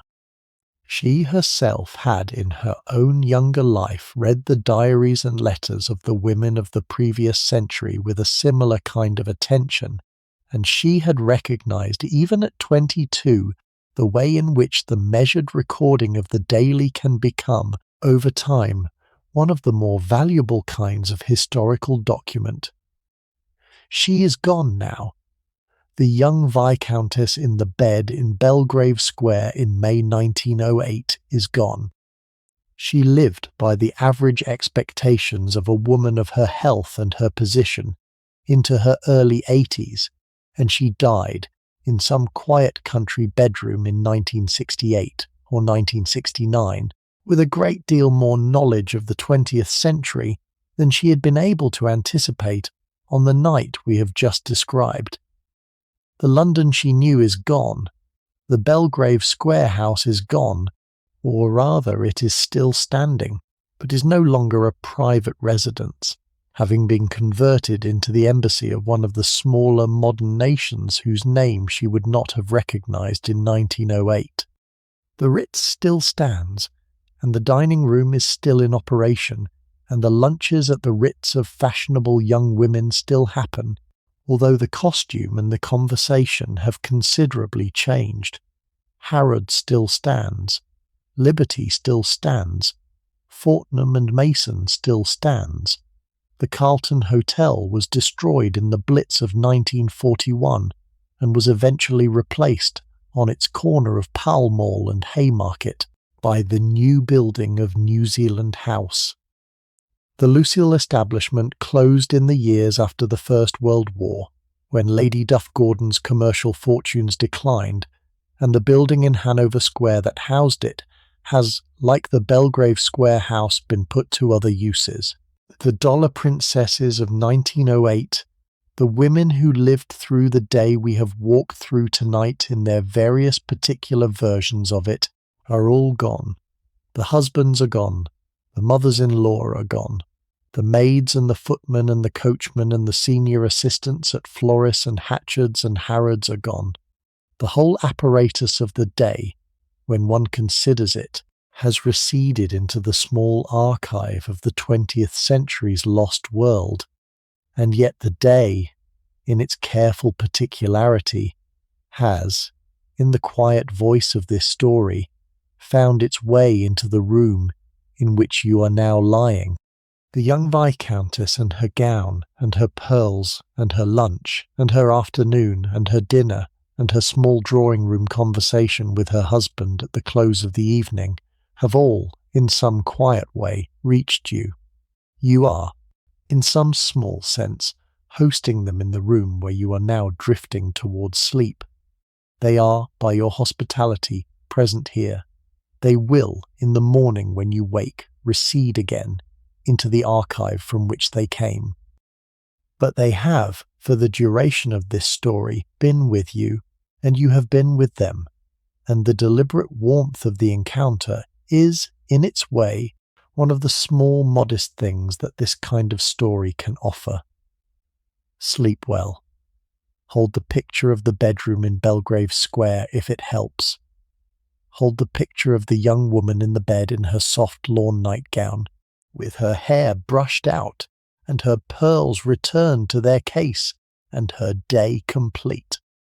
Hold, if it is useful, the picture of the drawing-room at the close of the evening, with the fire low in the grate and the drinks tray, and the two careful armchairs across from each other, and the slow, careful conversation in which a husband and a wife, in the quiet of their own house at midnight, are slowly building the shape of a marriage that will, in the longer arc, prove to have been worth the building.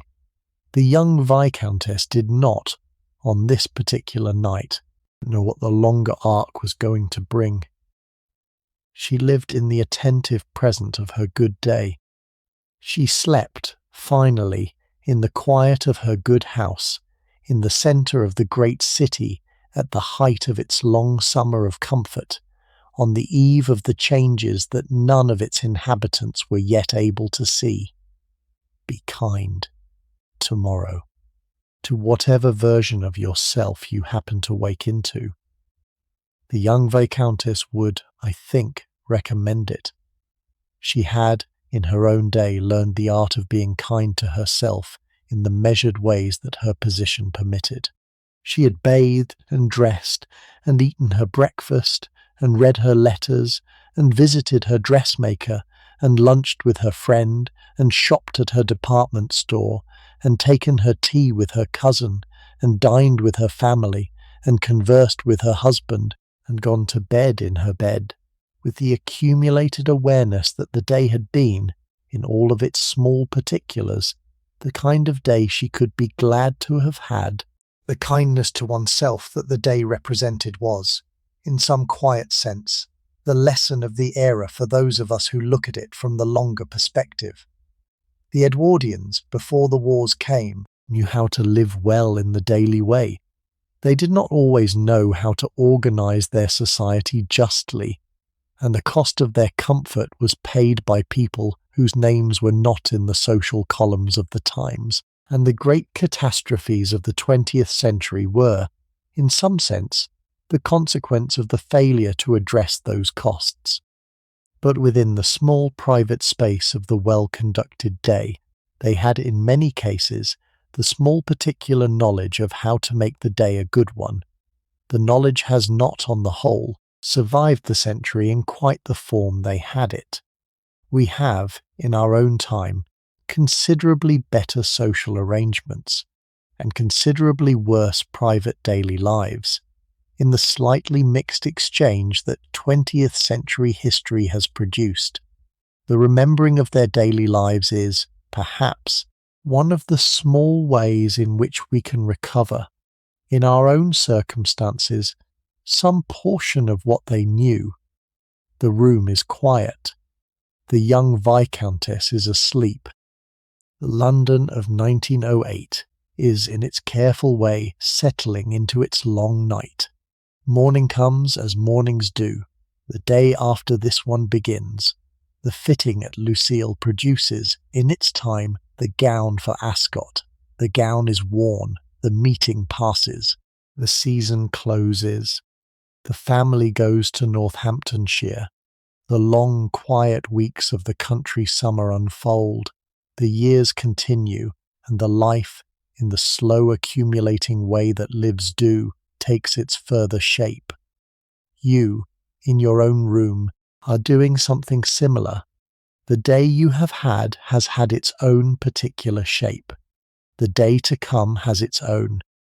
The slow accumulation of your own life is, in this very moment of approaching sleep, continuing in the way that it has been continuing for as long as you have been alive. The young viscountess and you have, across the long distance, this one thing in common, that you are each, in your own way, in the middle of the careful project of a single human life. The warmth of the project is, in this notable moment, one of the things you can be kind to yourself about. I will see you in the next one.